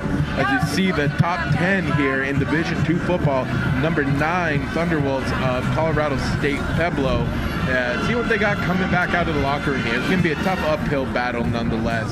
But Minnesota just got to keep doing what they're doing, get a little bit stronger on the ground game, and I think they'll be all set going forward here in this match. Go Mavs! Go Team! And if you're CSU Pueblo, when you're the head coach, John Riston, what do you like so far that you can take away and you can build on in that first half on the offensive side? On defensively, their secondary has gotten a little shaky in that second quarter, that second quarter, but they kind of shied away a little bit. What do they got to do to get back in that ball game? Well, I think they haven't seen quite a trio of receivers that we have here at Minnesota State all season long. And you can see here on these replays, they got after him early and were playing good man coverage, but they started to struggle once the athleticism started to show and the quarterback got time. And so when he gets time, it's a lot difficult to cover these highly skilled receivers of the Mavericks longer. And you can see what happens when you give them just a fraction of a second longer. They're able to get wide open and have chance at big plays. CSU Pueblo better thank their lucky stars on a few of them that they didn't get torched earlier too. So it's really helped them stay in the game here. But the inefficiencies at the secondary in the passing game for CSU Pueblo has struggled here going forward. But nonetheless, they're still in it. 17-point game, anything can still happen. A lot of football left to play here. But the further and further you go and you're still down multiple possessions against a team like the Minnesota State Mavericks, it becomes a more increasingly challenging task going forward each minute that ticks off the clock. And if you're on the side of Mankato State coach Todd Hoffner, you have got to like what you have seen from your defense, especially number 9, Michael Palmy, the senior, who's the head of that defense along with Jamie LaPlante. Yeah, that's exactly right. They haven't had a good job in the pass rush compartment in terms of sacks, but they have been able to squeeze the pocket down and make it a little harder for him to step up. And Brandon Edwards, as you've seen him throw in triple coverage a couple times and get it out of bounds, but that coverage is able to be that way because of a guy like Michael Palmy, who's a one-man run blitz and pass blitz, if you will, coming off the edge and timing up very well, where he's literally almost unblocked on multiple occasions today, and has caused havoc in the run game and the pass game, as I've said, for CSU Pueblo. So, as we take a look at the total yards for both sides, Mankato State has quite a substantial in that category, as they have 232 total yards in total offense. to the CSU Pueblo side, it's only a total of 90, and it's that comes off that big 30-yard rush by Bernard McDonald, and that was the only big play that CSU Pueblo has had so far, and they look to try to build off that, but they have done nothing of it. And it's just something that they are kind of stuck and they're kind of befuddled, and they're, like as you were mentioning, both conferences are very, very good in their own aspect, but there's also there's a lot of, lopsided victories and stuff like that. CSU Pueblo on offensively, they got to get their quarterback play and Brandon Edwards going. Yeah, I don't really know what there is to build off from in that passing game.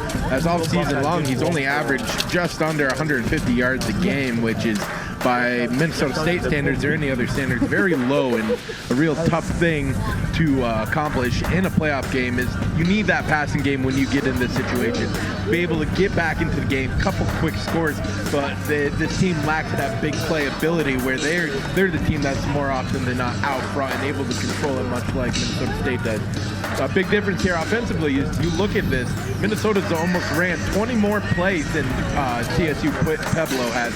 And it's really showing dividends. As in anything, you get more opportunity to score, more chances to score in terms of plays and drives.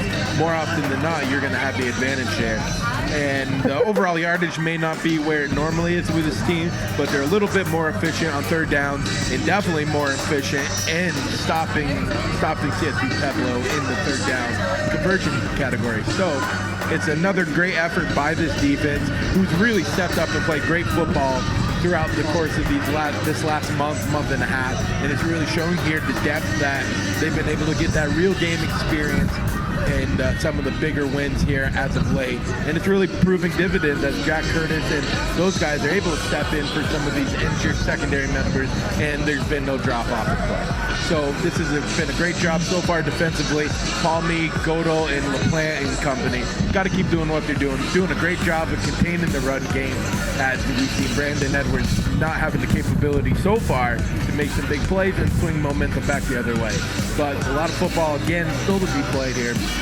And let's see what these athletic receivers can keep doing for the Mavericks against this weak secondary.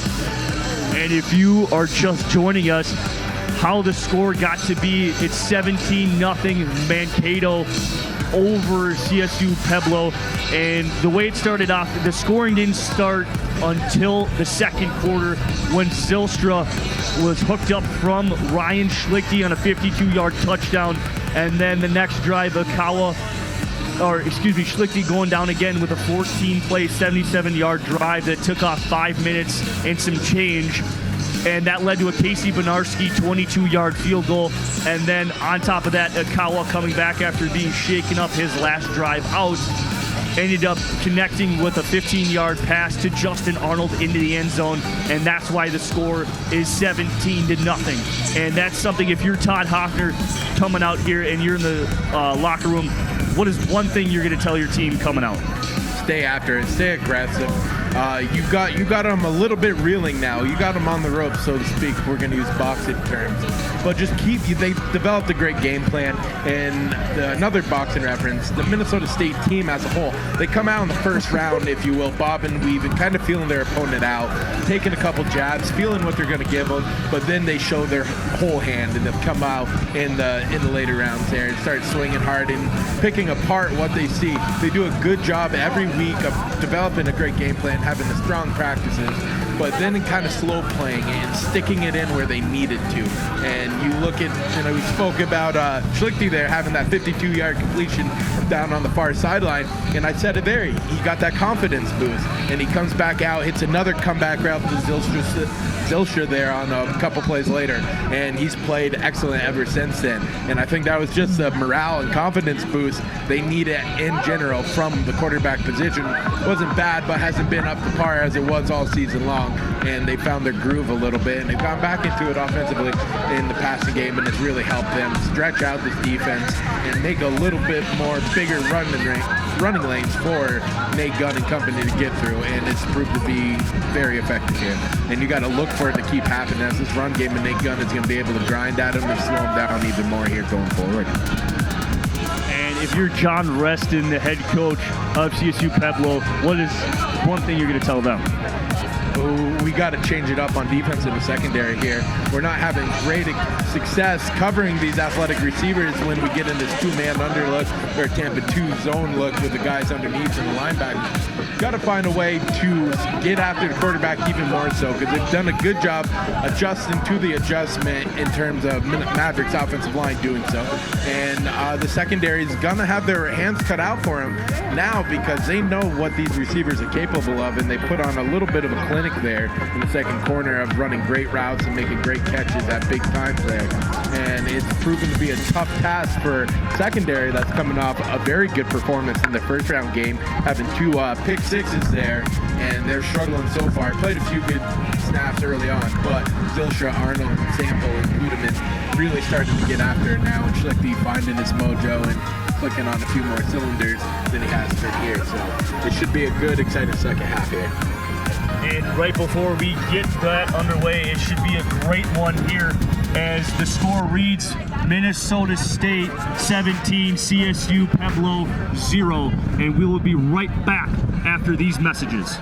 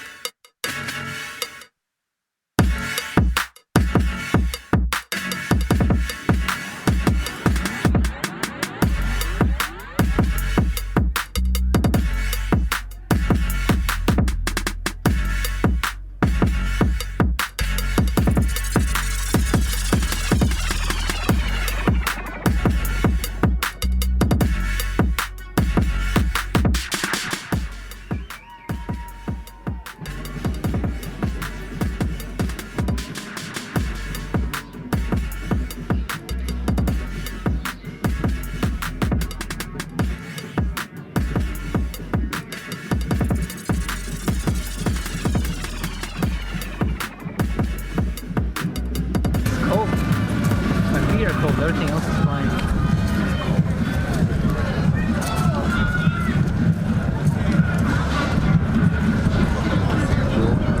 Gamma. That's a nice gamma.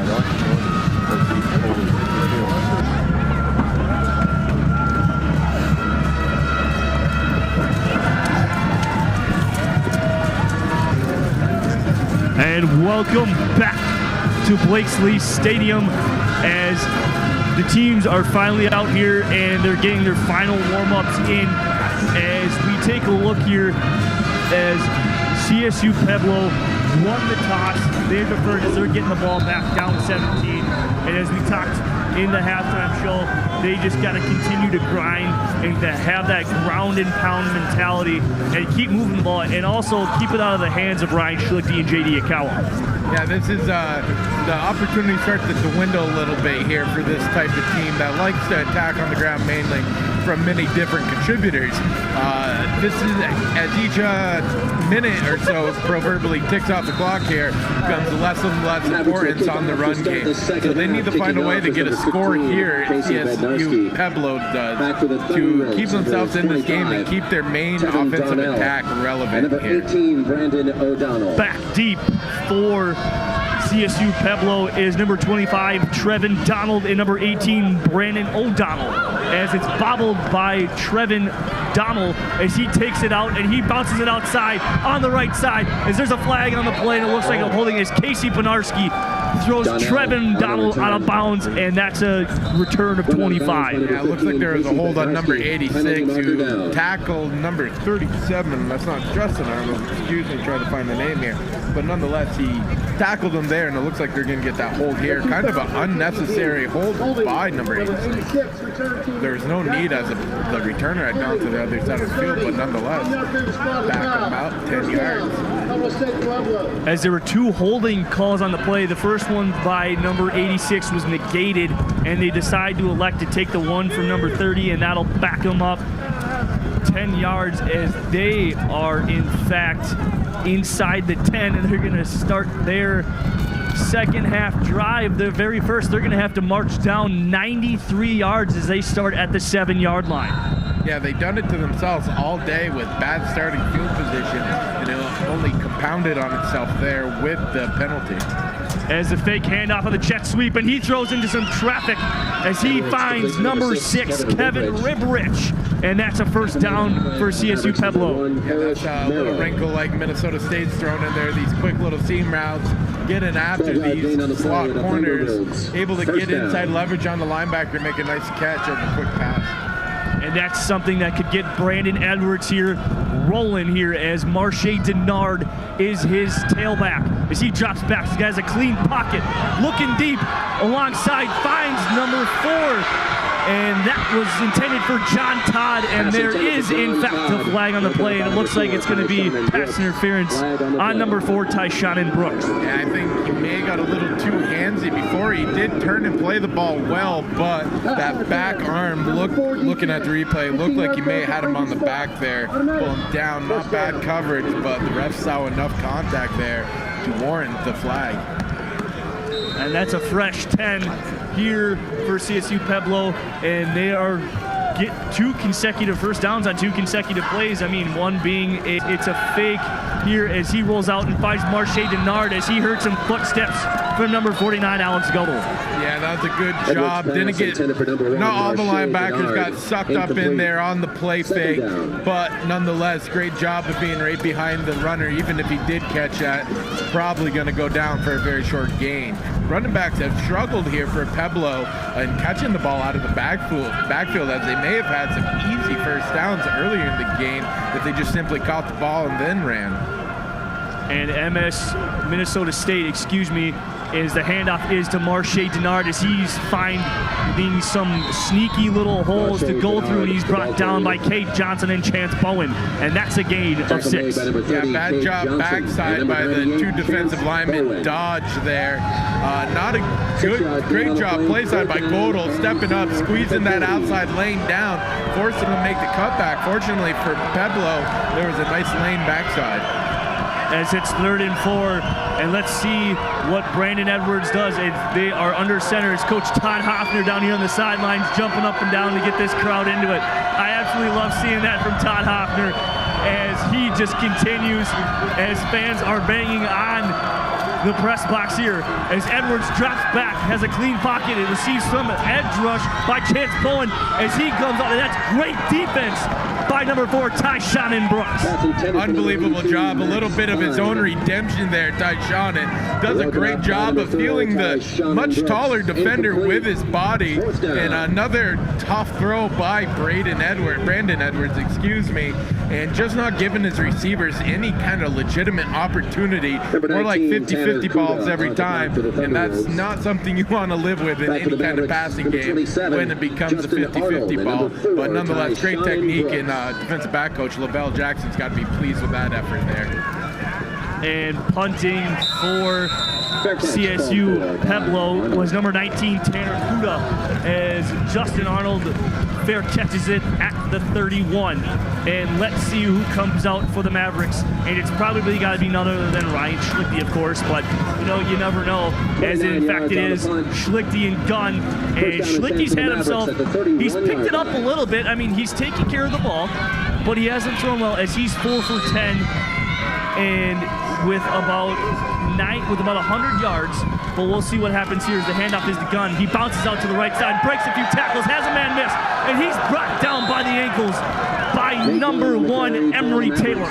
Yeah, you see this offensive line has completely established themselves up front here, and they're opening gash lanes. Like I said earlier, they don't have a big rotation of depth there on defensive line play for the Pueblo Thunderwolves, and it's starting to show here as they may be getting a little gas, and these 3-yard runs are starting to turn 8, 9, and 10-yard runs. As Schlichty's looking for his receiver, and that's a nice play by number 20, Darius Williams, on the pass breakup. Yeah, they keep testing him when they show this man coverage here. Zilstra turned into more of a defender there on that one because he had the inside leverage there on the coverage and almost came down to the pick, but the taller Zilstra was able to go over the back and knock the ball loose. That's about the 3rd or 4th time we've seen Zilstra become the defender on these underthrown balls by the QBs of Minnesota State. And the handoff is to Gunn as he's met immediately, barely even before he got the handoff.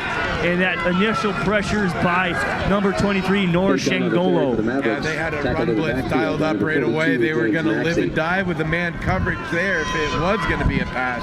But they blitzed the right A gap, as you see here. Linebackers rather just came downhill hard and were able to make a great play. Looked like a blitz at how fast they got through there.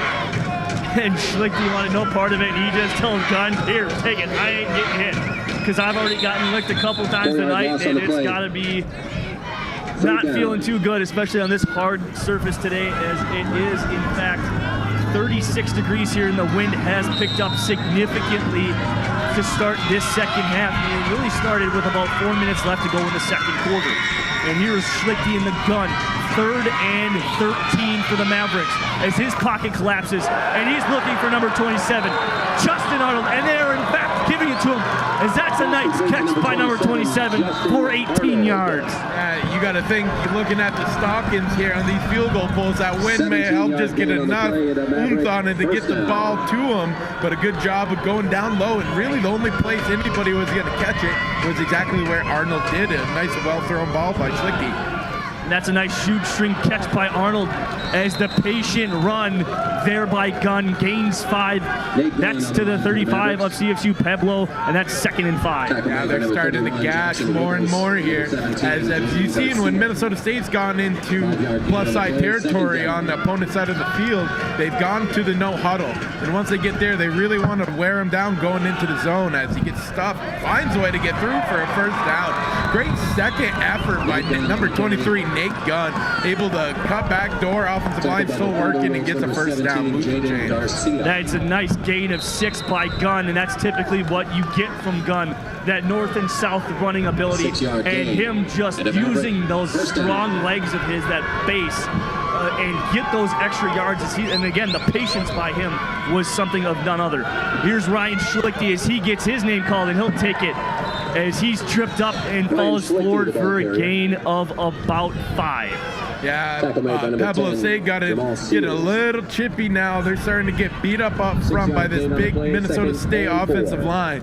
And that was a great job by Schlichty tucking in behind the big number 70 under Topple, I believe, on that play and following them right up through for a beautiful 6-yard gain on quarterback power.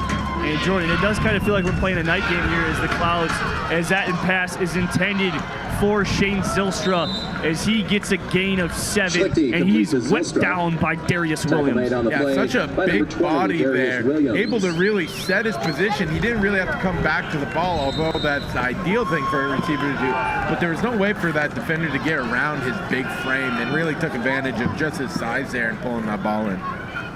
And here is a fresh set of downs inside the red zone.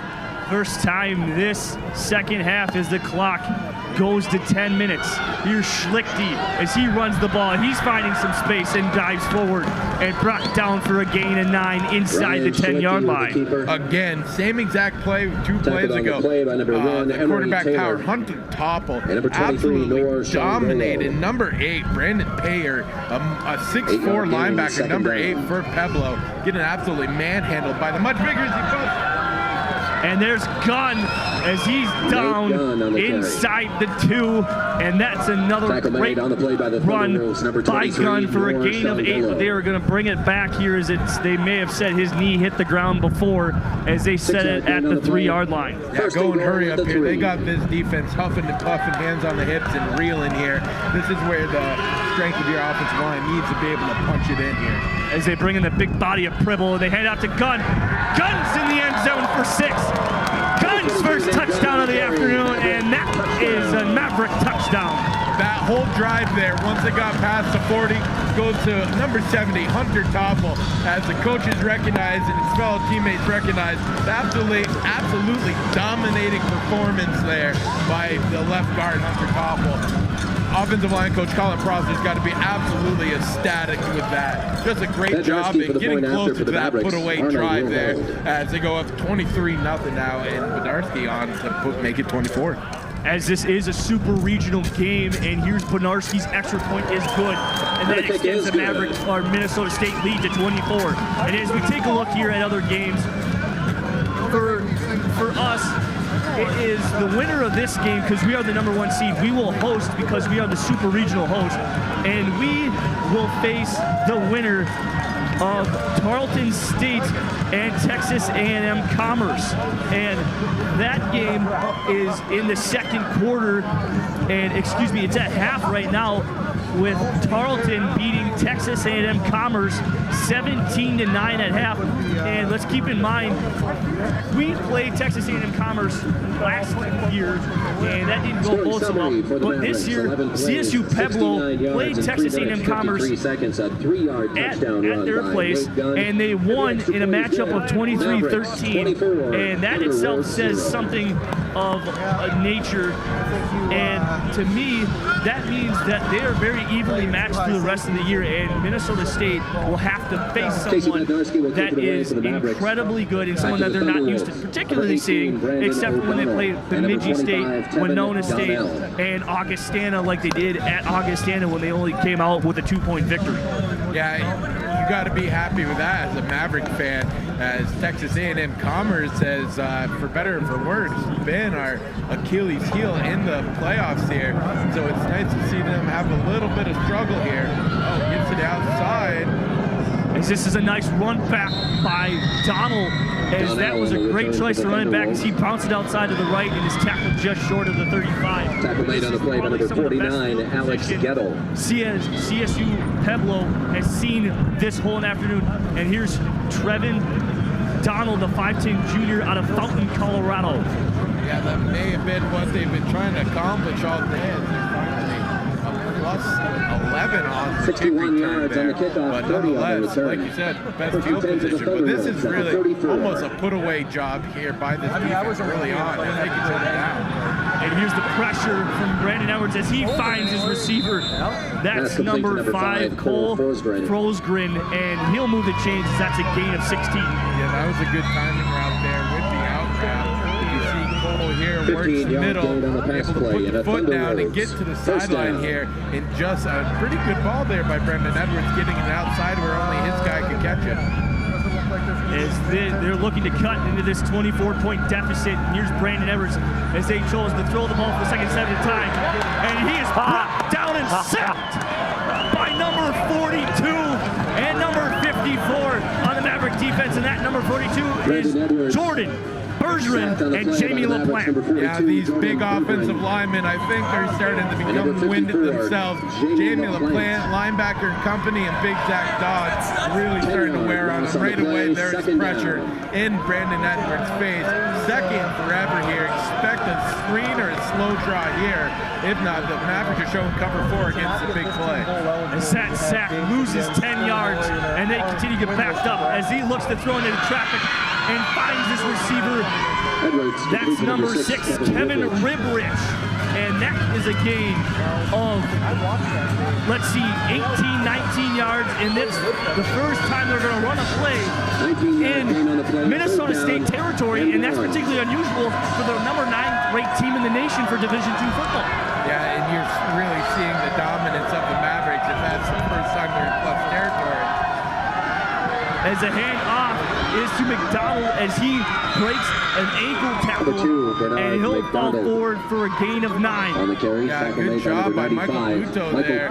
If he didn't hustle from the nose tackle position, that could have been a much, much bigger play. 7 That yard was a gain on good the third play. down call there. The Thunder Spread them Roads, out and first run a down. simple inside power play, and it proved to be very good there for the Pueblo offense. And this is starting to be a nice offensive sequence for CSU Pueblo as they look to continue. Drop back Edwards looking to the right sideline, finds his receiver and is whipped down by number 4, Tyshawn and Brooks. And his receiver there is number 4, John Todd, as we've called his name quite a few times today.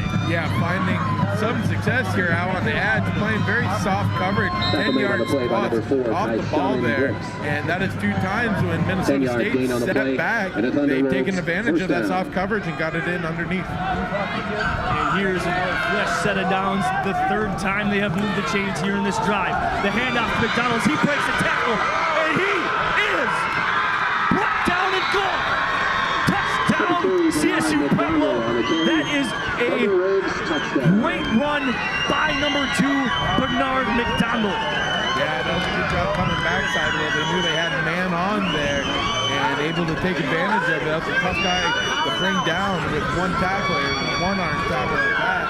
And they find a way to get back in this game. A little momentum here, a little resurgence out of the CSU Pueblo offense. Big play for the touchdown on the backside run and going on to 24-7 now with the kick upcoming.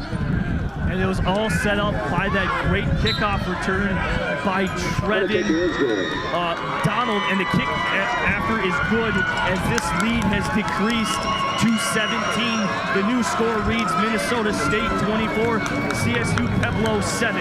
And now if you're coming off that back-to-back drives with a touchdown for Minnesota State, you look to continue the momentum, and it's going to be on the shoulders of number 7, J.D. Akawa. Yeah, that was a good answer there by CSU Pueblo, able to come back and away in a tough place to play here at the Blakesley Stadium and find a way to get back on the board. Scoring summary for the Thunder Roads, 6 plays, 66 finding a way yards, to 2 minutes get and 22 into the end seconds. zone and finally a big answer after giving up a touchdown. By Bernard McDonald. And the extra point is good. Mavericks 24, Thunder Roads 7. Offense, and if the defense can find a way to slow down this rushing attack that has been gashing them here since the second quarter. So let's see what the Pueblo Thunder Roads have in store here for the Maverick offense that has been clicking on all cylinders. Number 29, Mitchell Carter will kick off for the Thunder And that Roads. scoring drive, the scoring summary here, 6 plays, 66 yards, 2 minutes and 22 seconds. That is a 27-yard touchdown run by Bernard McDonald. And that is 24 unanswered points by the Mavericks. And finally, CSU Pueblo gets on the board. And here's a short kick to number 8, Vance Barnes, who's also on the track team. As we see his speed as he breaks loose for quite a big gain here as he's just short of the 40, and great field position for J.D. Akawa and company. Tackle made on the play by Doing a number great job 29, there on the Mitchell short kick, Carter. getting a nice return, follow suit behind the blockers, and start right about your average start of field position. not the 40, about the 37-yard line here. And in another great position to start another good drive here. And here we go as 46 yards on the Ikawa kickoff, is more 19 on the return. of the It's first down and 10 dual for the threat Mavericks at the quarterback, but he is 48-yard more line. known for his legs than his arm. But today he's thrown decently well. I mean, he hasn't thrown anything else, but he'll keep it here as he's met at the line of scrimmage for a gain of nothing, 2nd and 10. Yeah, nothing doing there at the time. QB draw. Both quarterbacks throwing over 100 for their quarterback rated. Tackle made on the play by number 35, Kyle Rosenbrock, and number 1, Emery Taylor. So both definitely very efficient in the air, but Schlichty has been the one today to connect on fewer of the bigger targets they've had so far in this game. Yeah, each quarterback does have a passing touchdown, and that's something that to keep an eye on, because we haven't had that in quite some time this year. As Ikawa looks back, and he's looking for Zilstra, and that's underthrown, picked up by number 20, Darius Williams, as that ball was underthrown, and great jumping the route is number 20, Darius Williams. Yeah, having another big day. He has been mainly on the number 1 receiver for the Mavericks, and just a great job. Confusion early in the backfield. Ikawa's gun went the wrong way on the play fake, and then now threw the whole timing and rhythm off of that play, and able to undercut in front of Zilstra and make a great play. Good job by the Pueblo defense. Great answer, and this is playoff football at its finest. A good team like this is not going to go out as easy as you think. And here is Marche Denard back on the field as the tailback. Brandon Edwards sneaks out and whipped out of bounds as John Todd, and whipped out by Michael Palmy. Yeah, they've done a good job of making Palmy play more pass coverage than he did in the first half. And just doing that simply by formation, getting him back into the linebacker spot and having 3 and 4 wide has made him have to play some type of coverage instead of coming off the end. And here's Brandon Edwards as he drops back. They're looking for the wide receiver screen, and that was a nice initial right there by Zach Robertson, but he's brought down by number 42, Jordan Bergeron. Yeah, got to his depth, able to diagnose it right, come under the block, and get just enough to slow him down for the big defensive lineman to get there. Sorry, excuse me, that on that play brought down by Josh Kaluski. As we haven't mentioned his name, as he's also quite a big factor on that defensive line for Minnesota State. As here is a 3rd down and short, and Brandon Edwards looks for his old reliable John Todd. Yeah, another outbreaking route. That has been their main route to success. No pun intended there. As they're doing a great job of beating them off the ball in a quick outbreaking route. And Brandon Edwards has been quite accurate on these routes, and has taken advantage of that, and a great play call by the offensive coordinator, Mike McCarthy of CSU Pueblo. And that is Todd's 5th catch of the afternoon. He's got 41 yards. And in traffic, absolutely smoked by Kate Johnson. And hanging onto the ball is number 18, Brandon O'Donnell. Yeah, getting Minnesota State getting a little taste of their own medicine here, as Pueblo has broken into plus side territory and is now going no huddle and calling the play from the line. Great job here so far, and a good response in the second half by Pueblo. And here's Brandon Edwards as he's got all day to throw it. He'll check it down to Brandon O'Donnell, and he's got more. And he's brought out of bounds by number 49, Alex Godel. And that is another huge gain. And this is a little scary here if you're an MSU or a Minnesota State fan, as CSU Pueblo has kind of got the engine, throwing the coal in there, and they're burning it quite substantially here, and they're inside the red zone. Yeah, doing a good job. They're playing a lot of soft coverage. The Mavericks are. They're taking what they get. They're getting some guys bust wide open here in the zone. Here's Brandon Edwards as he's looking deep. And that's the next blitz. And it's dropped by number 1, Paris Morrow, as he had great coverage there. And that pass was intended for none other than Brandon O'Donnell. Yeah, good job there. Getting over the top there, kind of got boxed out a little bit and had to get up and over to make that play. Almost has the one-hand interception, but drops it in the end zone. That would have been a huge turn of events there for the Maverick defense. As as it's 2nd and 10 at the 20. And the first handoff this drive is to Marche Denard. And he is met and brought down at the line of scrimmage by Jordan Bergeron. Yeah, good job there by the Maverick defense. Looked like they had a slant on into the run, but good job by Robertson, number 3, of laying a good lick on the quarterback. As in that case, he almost got there for the handoff, and it's always good to get a big hit on the quarterback at any chance you get. And here we go. This is a big 3rd down here to kind of kill that little bug that CSU Pueblo has right now. Brandon Edwards looking, and almost, and what a catch, and he's still going as he's inside the 10-yard line, down to the 6 is number 6, Kevin Ribrich. What a catch, and the wherewithal to get the hand down and stay up and not let the knee touch the ground and get a few extra yards and get the first down. 13-yard gain on the play. CSU Pueblo as they slow it down just a bit. Make sure they get the proper call in and back up into their own zone. Let's see if the Mavericks can stand tall. Well, it was a 15-yard gain on that play, and Marche Denard goes right up the middle and gets absolutely zippo, zilch, or nada, whatever you prefer. Yeah, good job there up front. Four men on the run defense. Linebackers playing downhill, able to squeeze the run lanes and make a good tackle. Very small gain here, but still 3 more opportunities. As you got to imagine, being down 3 possessions, you're going to expect a 4th down. Go at it if they don't get it here in the next 2. 2nd down and goal, and we'll see if they'll hand it off to the every bit of 5'10", 210 Marche Denard, and they won't, as they're going to look at, and that's just great defense by number 17, Jack Curtis. Yeah, Jack Curtis filling in for the Keyshawn Brooks. Does a great job there. The ref lets them both play as there's heavy contact there at the top of your screen, but Jack Curtis does a good job in timing up the punch and getting the hand in there to knock it away. Good job by the backup defensive corner there. And Jack Curtis has been someone that is playing the number 1 corner right now with Keyshawn Davis, the senior, going out due to injury, and we still have no word on him, but he is out for the game. And Brandon Edwards drops back, look in the end, back in the end zone, right through his receiver's hands, and that was intended for Brandon O'Donnell, 4th down. Yeah, good job by Godel there. Could have got caught in pass interference if he made contact, as he did not turn his head, but a good job mirroring the receiver and forcing a tough and tight throw in the back of the end zone there, as we have a field goal attempt by CSU Pueblo. On to attempt the point after is number 29, Mitchell Carter. He kicked it right through the uprights on the extra point, and the high snap brought down, nice catch. And that is good. And the holder there is number 5, Cole Forsgren, and he did a nice job there on receiving that bad snap. Yep, able to catch it, get it down, and allow the kick to go through. But now Pueblo, as I spoke of when the game, or the second half started, is now the running game is still in the game, if you will.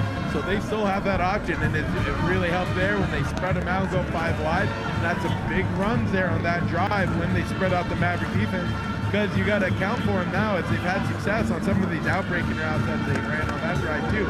So they got a few more things on the Mavericks plate here that defensive coordinator Jim Goligalsi has got to look at here as he gathers them on the sideline right in front of us. And as you take a look here, the Maverick lead has diminished to 14. And the clock says 2:07, the scoring summary on that drive. 12 plays, 61 yards, 3 minutes and 52 seconds. A 22 yards field goal by Mitchell Carter decreases the lead to 14, and the new score reads Minnesota State 24, CSU Pueblo 10. And here we go with Mitchell Carter getting ready to kick it off to number 8, Vance Barnes. And let's keep in mind, Mitchell Carter is kicking into the wind, so we could expect, or they're just going to decide to squib it. And that's received by number 44, Tyler Johnson, as he picks it up basically where he caught it and is brought down 5 yards more. Yeah, willing to take a chance and just slow it down and don't give a big chance at a return there. And I'd like to give up a little bit better field position, about 10 more yards, and they would have it on the touchback. And we have seen Nate Gunn only rusher in the backfield for Minnesota State. As you 48 typically have yards seen on the that kickoff, 9 on the return. more as It's the first down and season 10 has for the progressed. Mavericks You at the didn't really see 36-yard Gribble, line. or you didn't really see Terramina, but you're just seeing strictly Gunn as the lone back, and that's something that Todd Hoffman has elected to go to, as it in fact is handed off to Gunn, as Schlichty Big is Gunn on the the carry. quarterback here, Tackled on and the that play is by a number loss of 42, about a half a James yard. Maxey. Yeah, tension's getting hot out there on the field in the trenches. A lot of repetitive runs coming, and the motion's starting to get after each other on both Loss of sides one on here. the play, second down. Long second down here. Let's see if the Mavericks come out with a little play action. They need something to change it up. They've become a little bit predictable in their play calling here as of late. And here's Schlichty in the pistol. Fake handoff to Gunn as his looking down deep for number 10, Jalen Sample. But that is greatly overthrown. And that's a good coverage by Emory Taylor. Yeah, if Third you down. saw here on the close side, there was a big-time hold that this field judge did not want to call. Fans screaming for it up the right sideline, but nonetheless, no call as he had to go to a second look and Sample on the far side, again running the street route there, and overthrown him and not able to run under it. Tough go there on that pass play. And believe it or not, Sample is taller than Shane Zosa, so you do have some length out there on the sidelines in receivers, and also Parker Grumans is over 6'2". And Schlichty steps up in the pocket looking for Zosa, and that's picked up. And that's picked up by number 16, Marcus Lawrence. And here is CSU Pueblo, and that is the second consecutive turnover by CSU Pueblo via pick. Yeah, they've looked back to Zilster 2 times in a row. Both times there's a lot of grabbing going on by both defenders that were covering.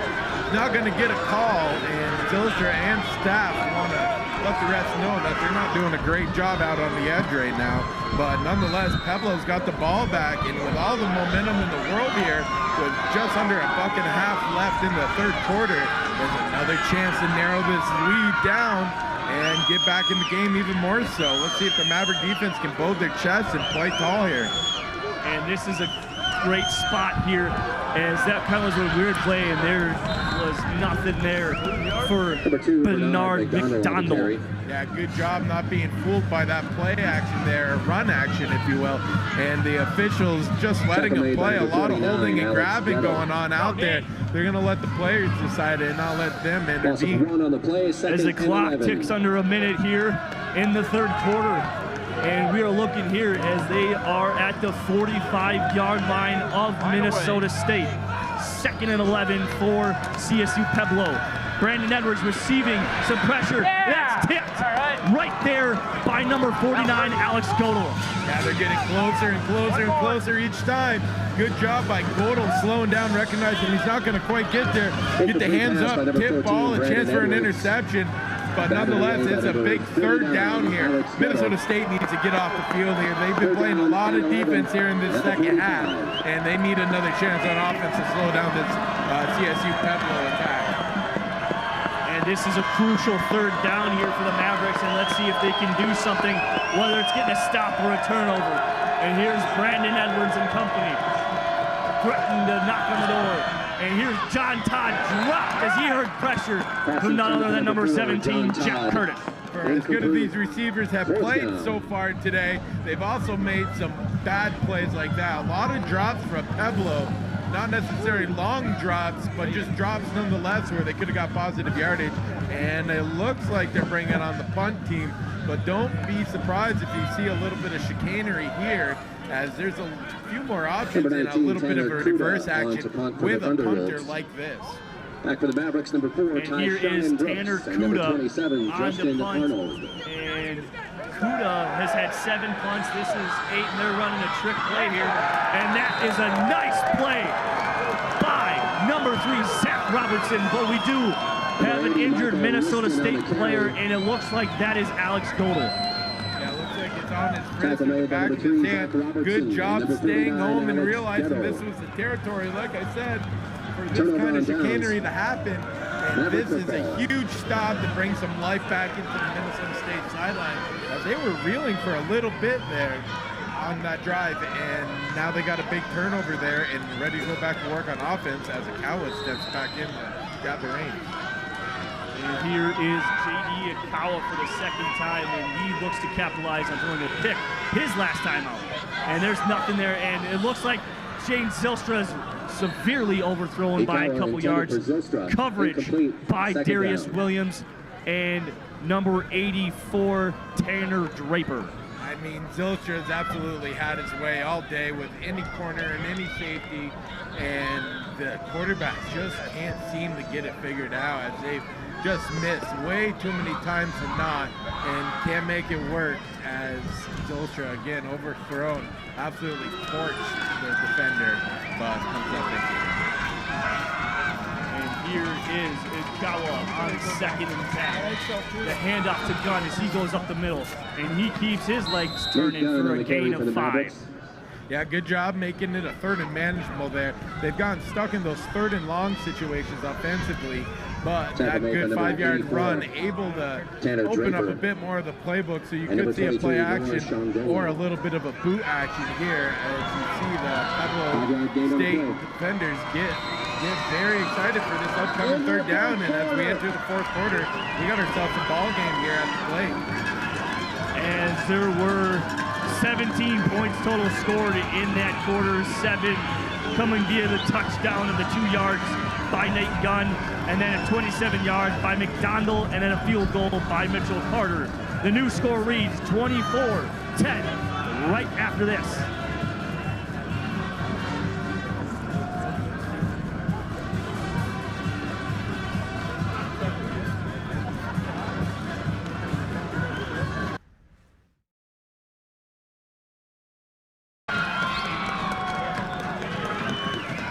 We are back here at Blakesley Stadium for the start of the 4th quarter. Mavericks have the ball 3rd and 5 on their own 47. And here we go, and this is a really good make-or-break situation for the Mavericks here on this drive. As Akawa receives pressure, steps up, and is sacked. Brought down, and there is a flag on the play, and he's tripped up by number 31. And that is the defensive end, Jackson Wibbles. They're going to get a holding on the center here. Number 56 for the Maverick offense, Brandon Grant. Cowley almost able to get through, but it would have been tackle made on the play by the nothing as there was a hold. Jackson Penalty is declined, and that was sent on the punt team for the Mavericks again. And here is Casey Benarski 2 yards on the play, and down, the game 15, Casey for on the punt Tarleton for the State and Texas A&M Commerce. Thunder, It just 6-7 started the Woodridge. 3rd quarter, and it's still 17-9. And we look at other games in a second here as Benarski's punt to number 6, Ripridge, and he'll let that one drop, and it's down by number 9, Michael Palmy. As we take a look here, Valdosta State versus Bowie State. I think they kind of took care of business, and that score was 66-16. And then we take a look at Wingate and Lanier Rhine, and that is in the 4th quarter with Lanier Rhine 14-10. And we got this game underway here as it's 24-10, Minnesota State over CSU Pueblo. And here's Brandon Edwards as he rolls out to his left, looking to throw, maybe to run. I don't know, and he'll just dump it off to John Todd as he is hit and dropped down as there's a flag on the play by Michael Palmy.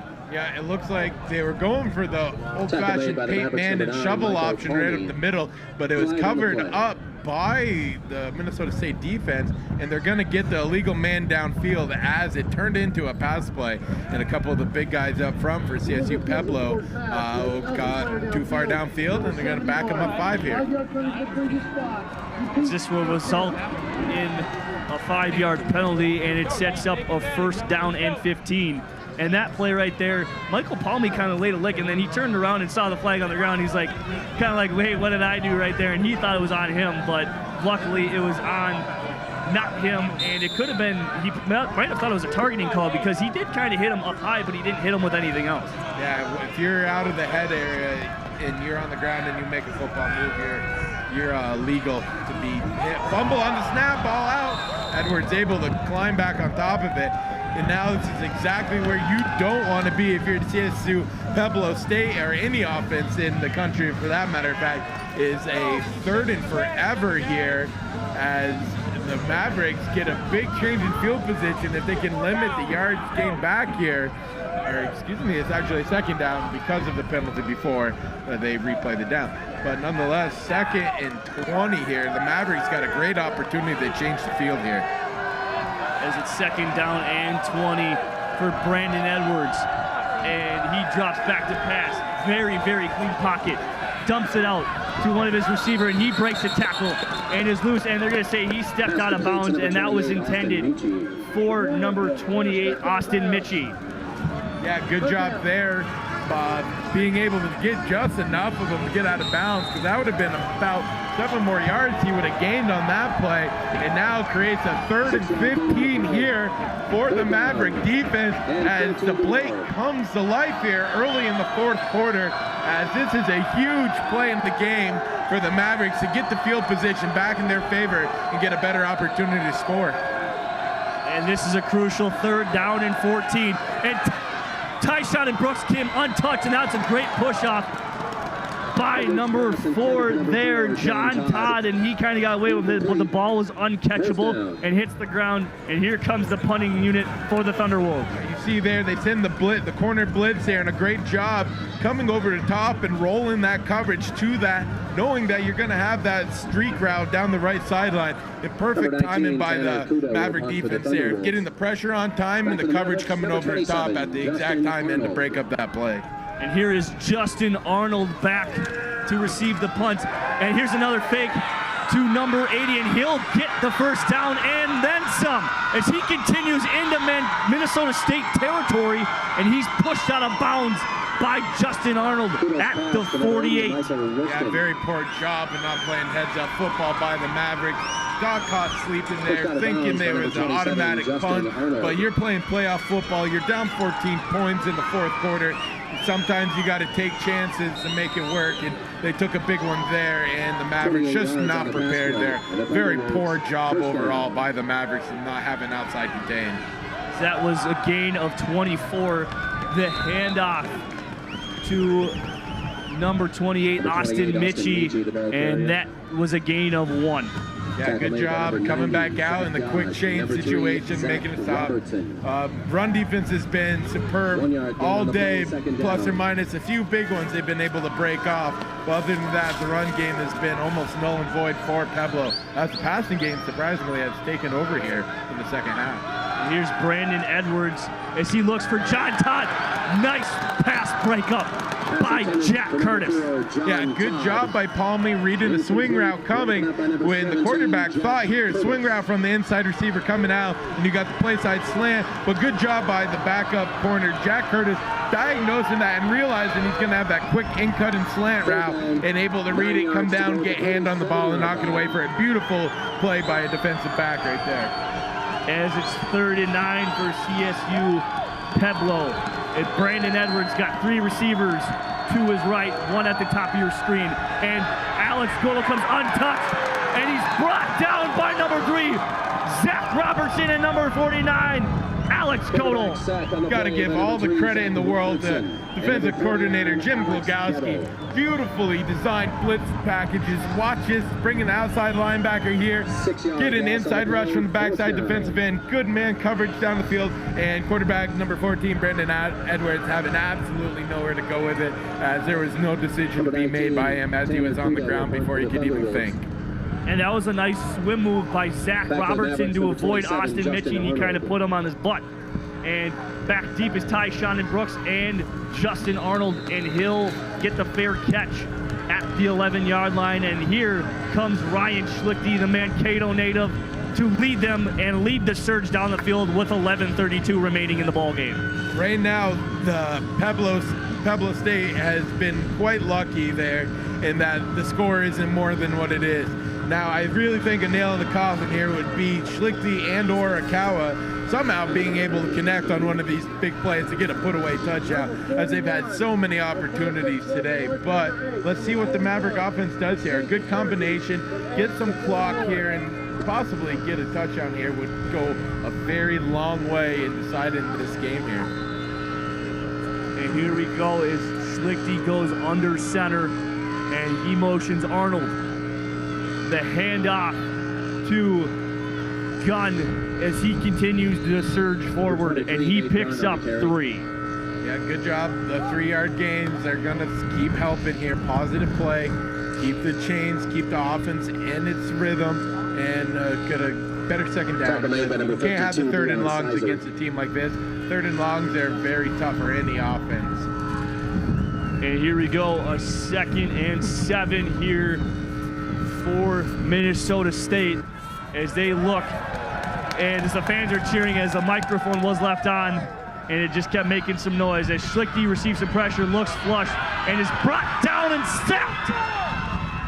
Brought inside his 5-yard line, brought down by Shungolo and number 16, Marcus Lawrence. Yeah, Schlichty making a very poor decision there, taking it way too much time. The pressure was coming here, and he had absolutely no chance once he rolled out. He rolled out right into more pressure, and that's a bad sack to take if you're Ryan Schlichty. At that point, you almost got to go down or just tuck and run and get what you can.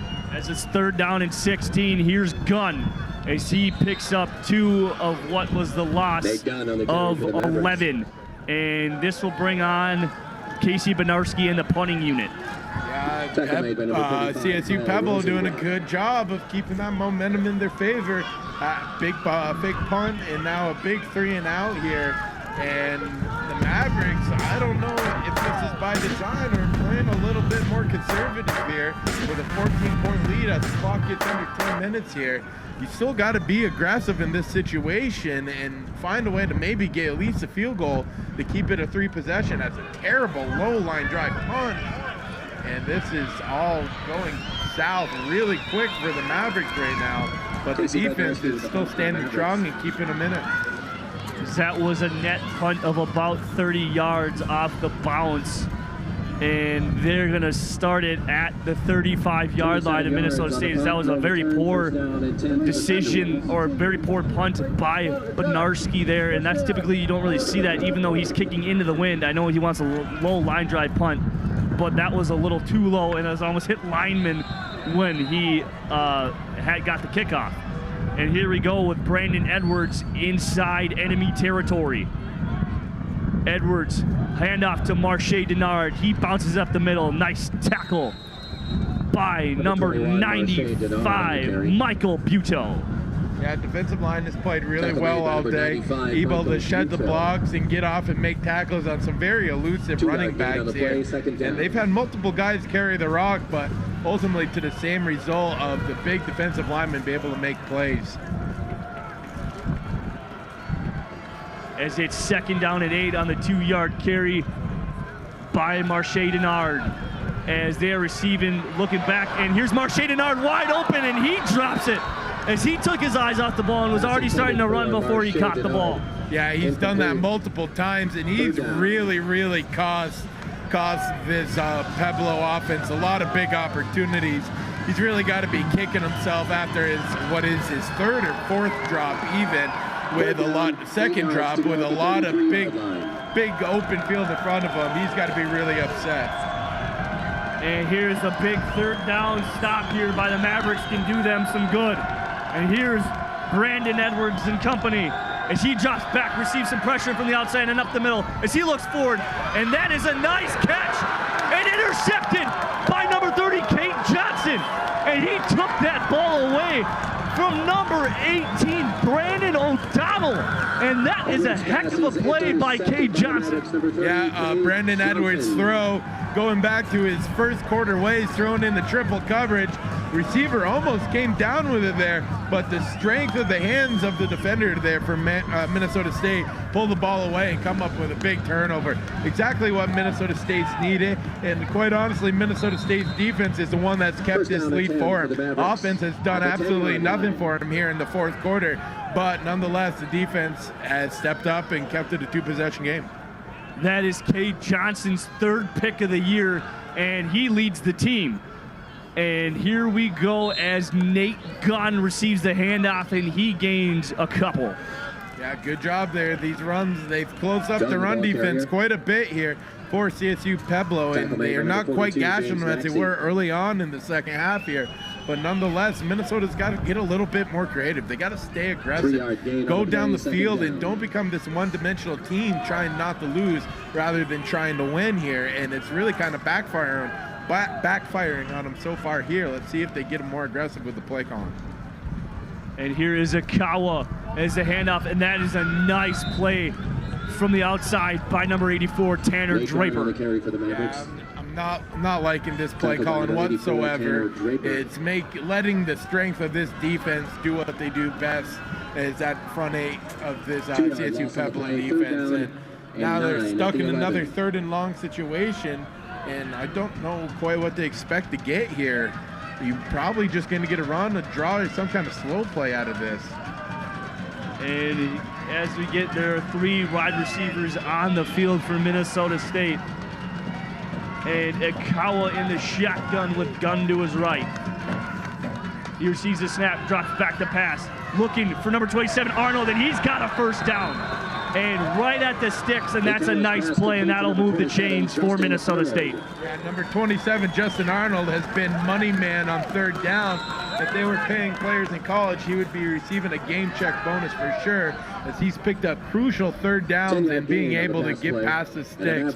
Great job. That's exactly what the Minnesota State offense needed right there. And that defense sure did need a break after a lot of time spent on the field as of late. And Justin Arnold, a junior out of Chaska, Minnesota. And here is J.D. Akawa at the handoff to Gunn as he goes up the middle and more towards the center of the field. And he'll fall forward for a gain of 1.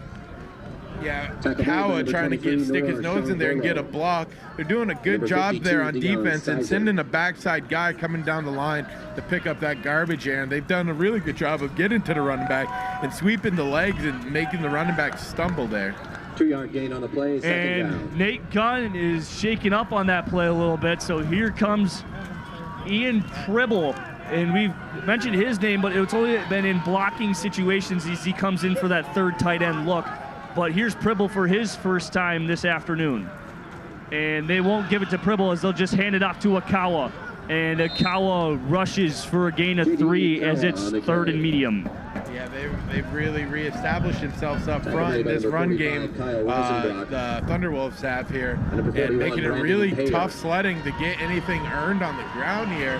Mavericks are now in another 3rd and medium, 3rd and long situation in their own territory. They need a big first down here to keep taking more of this clock away as we've creeped under 6 minutes to play. As the clock does, in fact, tick under 6 minutes, and they're just trying to run as much time off. As the game clock says 7 when Akawa snaps the ball. And he's looking into traffic, and that's almost picked off by number 41. And it was intended for Justin Arnold, and on that there, that almost got his hands on it. Number 41 is not listed in our depth chart, so that's a little bit of a weird coincidence, but you know what, I don't make them, and you know, so on and so forth. And here is Casey Benarski coming on to attempt the point after. Yeah, very poor decision making all day long overall by the Maverick quarterbacks. Almost gifted them 6 there with Akawa, not able to get it up and over. And a much better effort here by Benarski compared to their last attempt here. No fair catch, and they'll get it right at their Pueblo's 49, it looks like.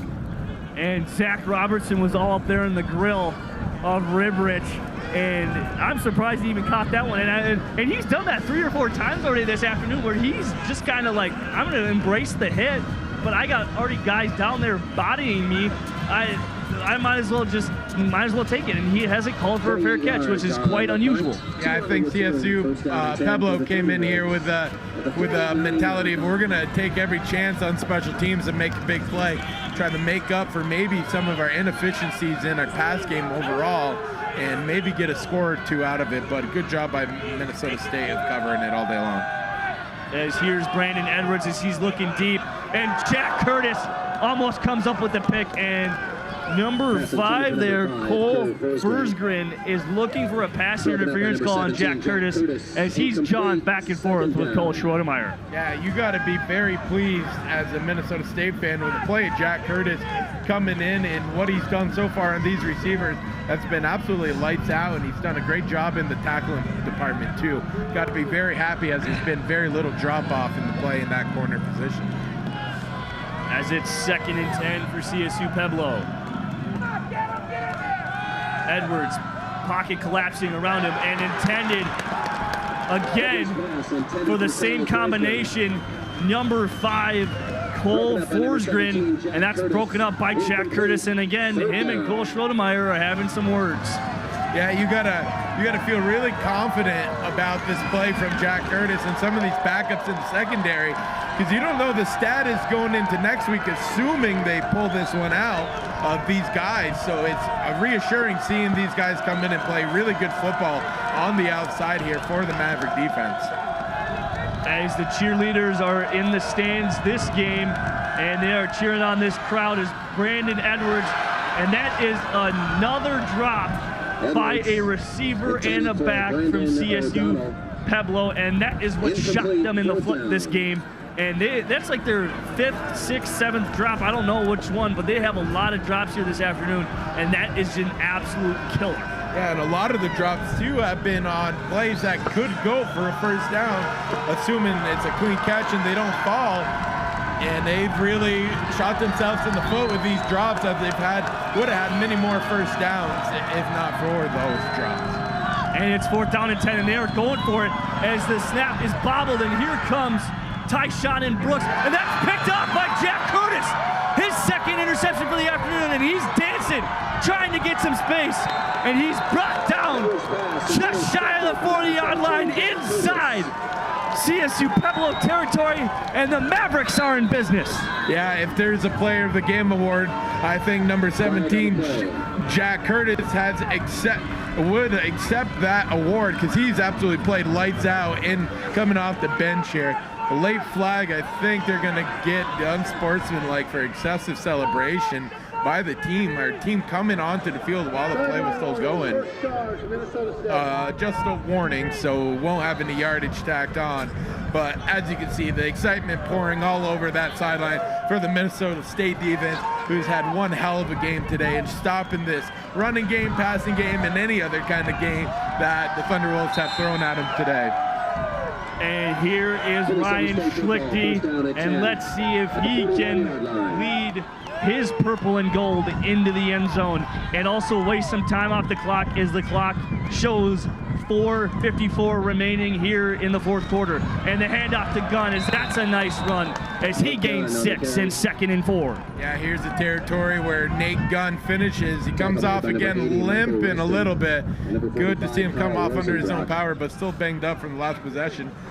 Justin Arnold checks in here, but this is it right here. A couple first downs, you can just about ice this one, especially once you start to creep into Bedarski territory for 3 here. So everything in favor. Ball control now, no stupid turnovers, no bad decision making. Quite honestly, hand the ball off 3 straight times and just try to get first downs that way.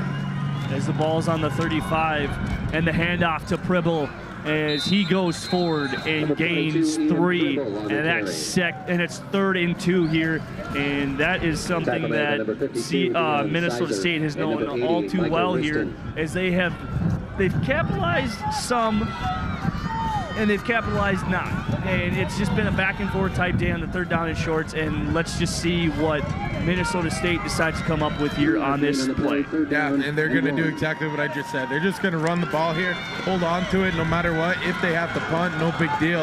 That clock is now going to be under 3.5 after this snap, and that's tough when you're down 2 possessions here, and they're going to get enough for the first down and more, and they're 1 first down away from completely sealing this game.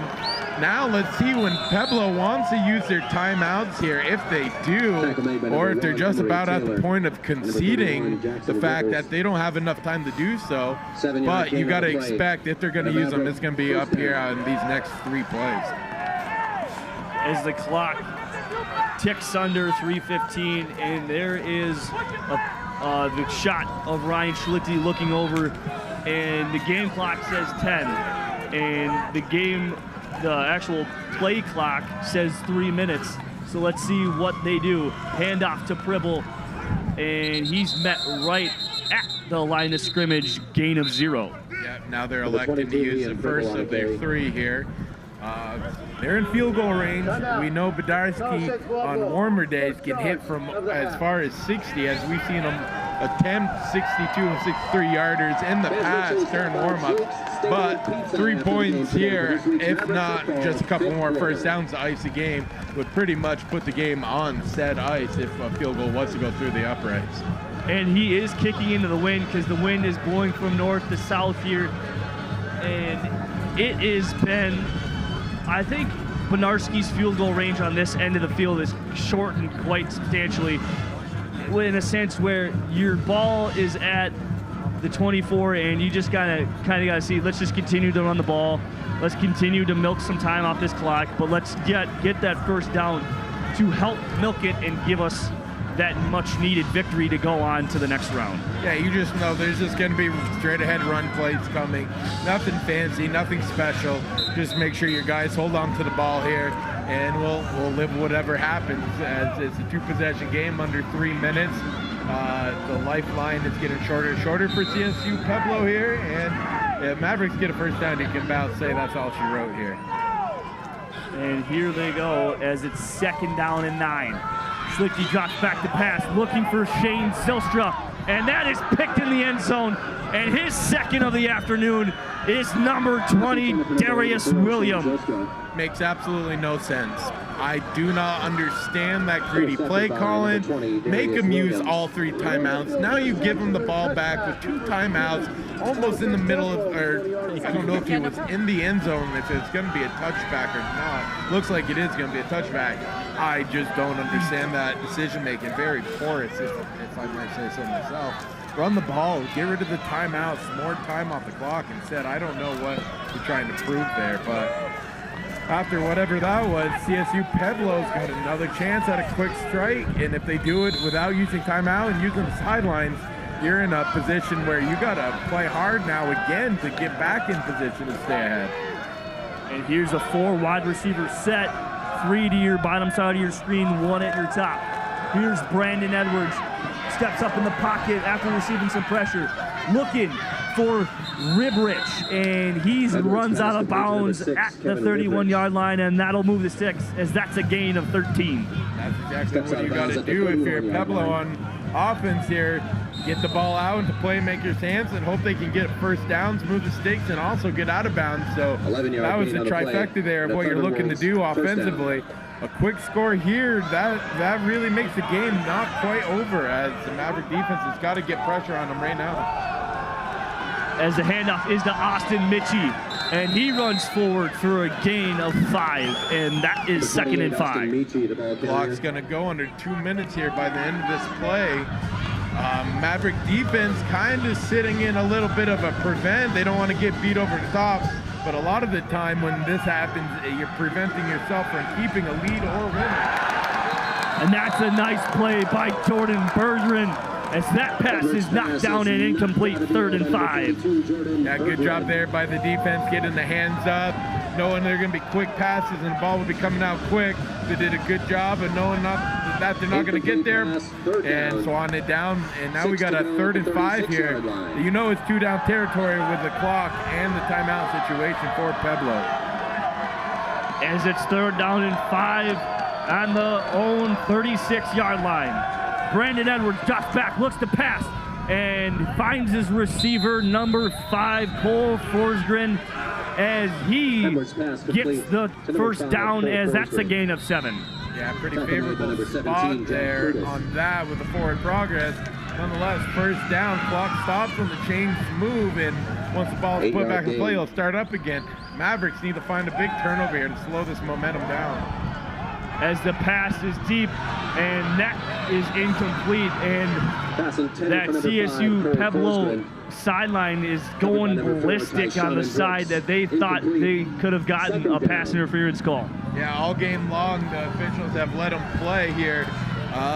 He may have a case for that, as there was a little bit contact early before that ball got there.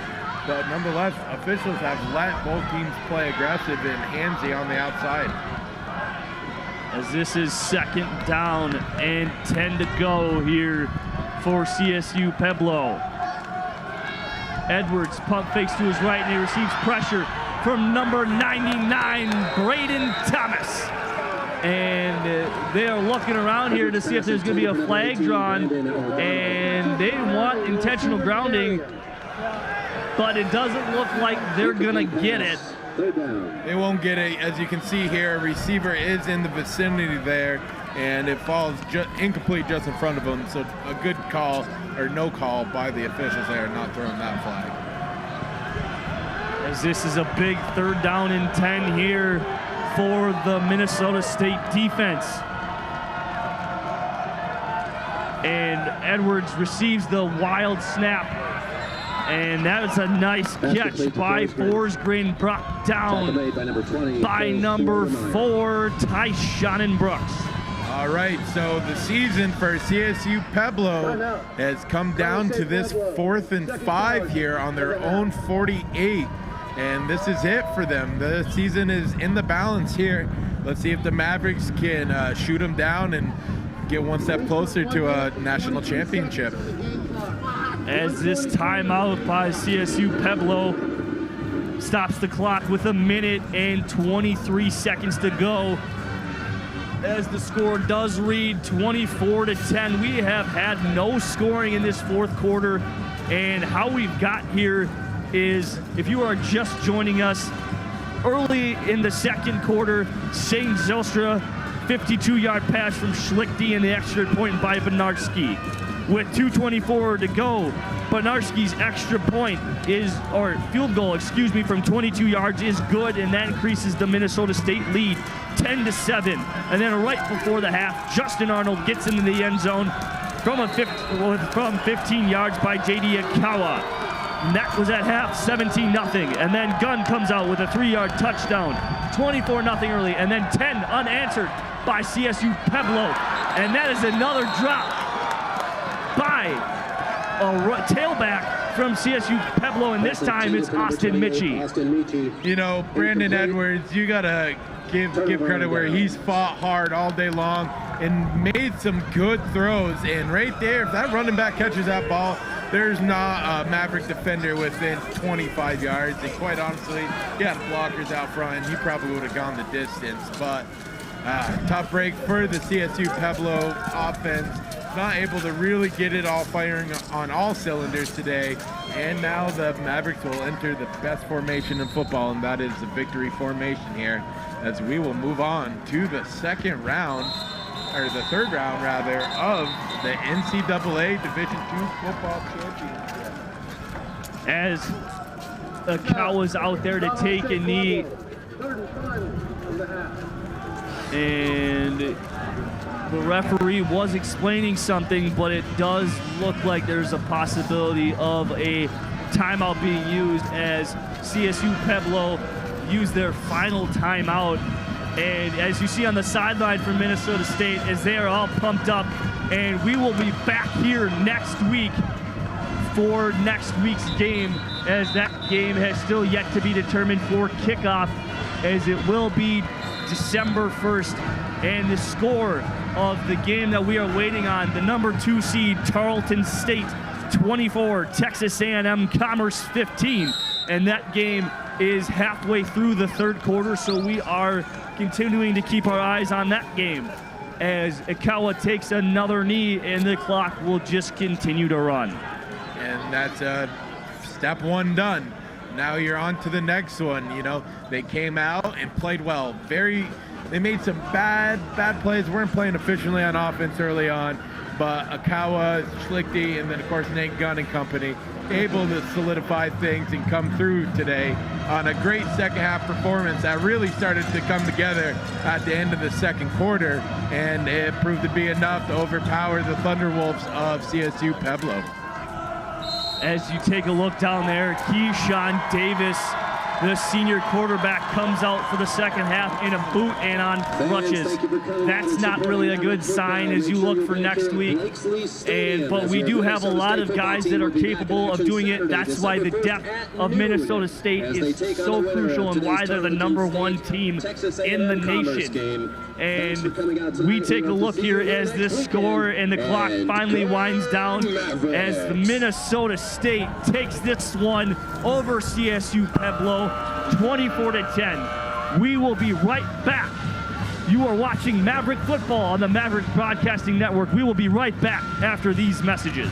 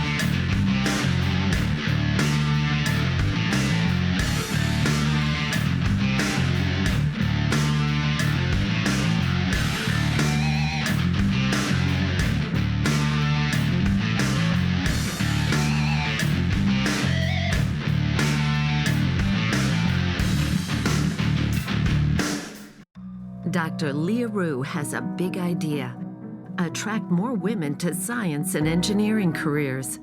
As a young girl who loved building things, she helped her mother with home remodeling projects. Now, as a construction management professor at Minnesota State Mankato, she's a role model to her students and graduates as they become leaders in the building industry.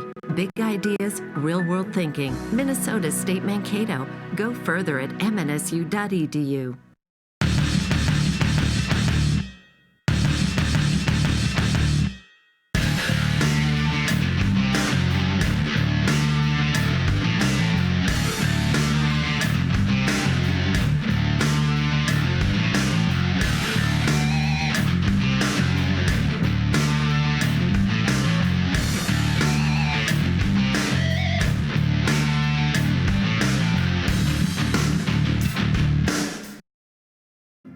As we are back at Blakesley Stadium with the post-game wrap-up.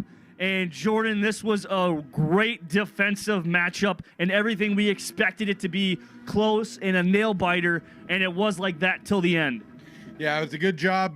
Hard-fought game by both teams, and a lot of the keys to the games and things that we thought were going to happen. And as you saw, Minnesota State able to make more big plays and big scoring plays offensively down the stretch that proved to be insurmountable to come back for CSU Pueblo. You got to look all around and got to be really pleased with the play of your backup corners and safeties, especially that in number 17, Jack Curtis, coming cold off the bench, literally and metaphorically cold, coming out and making huge plays, 2 interceptions, multiple pass breakups, and just playing tight coverage all day, and he was outstanding. Definitely player of the game material there. And all around, the defensive line came out and shut down what on paper and throughout the course of their season for CSU Pueblo was a strong running attack, and really came in and slowed down that running game right away, stalemating the big offensive line that they had, and athleticism in the pass rush from Palmy, Godel, and many other contributors throughout the day proved too much for the weak passing attack of CSU Pueblo. And now it's on to the next one. Check 1 of 4 done. 3 more steps to go as we wait to see who wins the Tarleton State Texas A&M Columbus game, who is nearing the end of the third quarter as Tarleton is up 27-15 here. But great job again. Nate Gunn had a slow start along with the offensive line, who struggled against that pass rush, who had 50 sacks this season, add in a couple more today. They did a good job. The good adjustments in the second quarter that lasted throughout the rest of the game and allowed the Maverick quarterbacks time, but not necessarily able to establish what they could have had as many overthrows, many misplays opportunity to Shane Zylstra and company. But the Mavericks defense is for real, and it looks to be a championship contender defense that we have here at Minnesota State Mankato. They got to keep doing. They got to get better quarterback production because you're going to need them hit some of these tight windows going forward here, and hopefully these next 3 games on the road to a national championship. But the quarterback play has certainly not been up to par over the last few weeks that it had been throughout most of the season here. But I think the coaching here at MSU and Todd Hoffner, Joe Bishorner, and Jim Glogowski will get these things figured out going forward as we hope for another brilliant game next week against the winner of that Tarleton State Texas A&M Commerce game. And I just received note from our AD. We did one heck of a job on this broadcast here. And as we take a look, one of the biggest question marks coming into the game was the play of Ryan Schlichty. And that's something that we noted. And the passing defense, and they both checked the box, in my opinion, on coming up big when they needed it. When Schlichty came in for Akawa, who was shaken up, had that big play that opened up the scoring for both teams in that 52-yard touchdown to Shane Zylstra on the far sideline. And that was just a great play by Schlichty to realize what the coverage was and the recognition. Also, the biggest concern was that secondary, and the play by, like you said, by Jack Curtis was something that was a complete and utter difference maker when in that second half. Yeah, they did a good job in making do with what they got, and they didn't just make do. I think they made themselves a name today. Going forward, these are going to be the guys looking ahead to next year, and maybe even beyond that. Are guys that are going to be in these roles and going to be the ones that are expected to do this day in, day out, as the ones before them have all season long. But again, like I said during the broadcast, reassuring and very promising for the Coach Glogowski coach defense there, and knowing you have recruited well and gotten guys that have learned from experienced veterans on this team and seniors at that, to make these big plays and be trusted when you get put out on an island in that 4 wide receiver set to play good tight man coverage and make a good play on the ball. The defense overall, in terms of the pass rush and the secondary coverage, forced Brandon Edwards to make a lot of tough throws, which to begin with is not necessarily his strong suit or this offense's strong suit. So being able to make those 50-50 balls and hopefully getting some that go your way like they did today proved to be huge for this secondary. They just got to keep doing what they're doing. Of course, there's many things they can tighten up on offense more so than defense, but allowed very few big plays in total today in the run game and the passing game. You know, a lot of the plays they got in the passing game late were just because they were playing in a little bit of a preventative defense and a softer coverage, keeping everything in front of them and trusting their shirt tacklers in secondary. So going forward, you just got to look for the same stout defense in this cold tundra of the Blake here on the campus of Minnesota State University.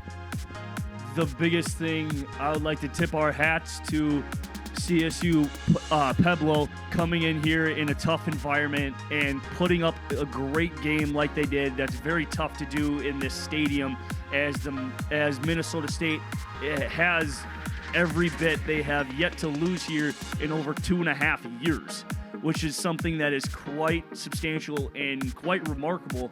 And they come in a place that is very tough to play, and not many teams come out with a victory.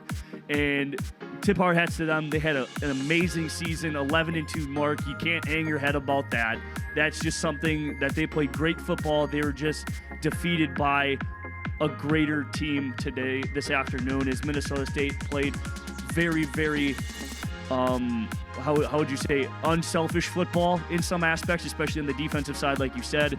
And all in all, it was just a great all-around game played by Minnesota State, and hats off to them for their hard work this week, as they got that first round bye. That was very crucial for the rest, but they did end up losing one of their best players in Justin Taramina, especially in the kick return game, but they also have a ton of weapons back there that can fulfill that void. Yeah, they had a good job. The good plan in coming in with Pribble and some of the other backs and filling in where they needed them and putting them in the spot where they were needed most on certain plays. And Nate Gunn, like I said, had a slow start, was able to find his groove as he always does, because he's just a tough runner and his legs never stop, and he's always going to be fighting for more yards, and he's got the strength to do so. And that offensive line got their bearings there early in the second quarter, and it really proved to be the turning factor in that, as they were able to get that ground game going. Some of the play action stuff and the boot action started to work better. Quarterback's inaccuracy and inefficiency there kind of hurt us a little bit, as it kept Pueblo in the game a little bit longer than I'm sure the Minnesota State coaching staff had hoped for. But going forward, there's many good things to build on. Now, let's hope some of these injuries that we saw with some crutches and boots on, it's just precautionary, as I'm sure he wanted to be back out here on the field with his teammates rather than sitting in the locker room. A lot of things to be happy for, a lot of things you got to work on here. It's a good day to be a Maverick when you get a playoff win and a win in general. And just want to thank the hardworking men and women of the crew for allowing us to do this. And of course, our kind words, one of our athletic directors, Paul Allen, watching from Bemidji. And it's been a pleasure to work with you again, Brian, on another Maverick victory. As it has been, it's been equally as fun up here in the booth as we get one more shot at it next week here on December 1st, Minnesota State. So come in, pack Blake, and it's going to be a tremendous atmosphere. The final score, Minnesota State 24, CSU Pueblo 10. And thank you to the men and women, especially our producer and everybody behind the cameras. Thank you, our technical staff. This broadcast is brought to you by IT Solutions Center of Minnesota State. And that's a wrap from Blakely Stadium. I'm Brian Kelly. Jordan O'Grady. And thank you, and have a pleasant evening.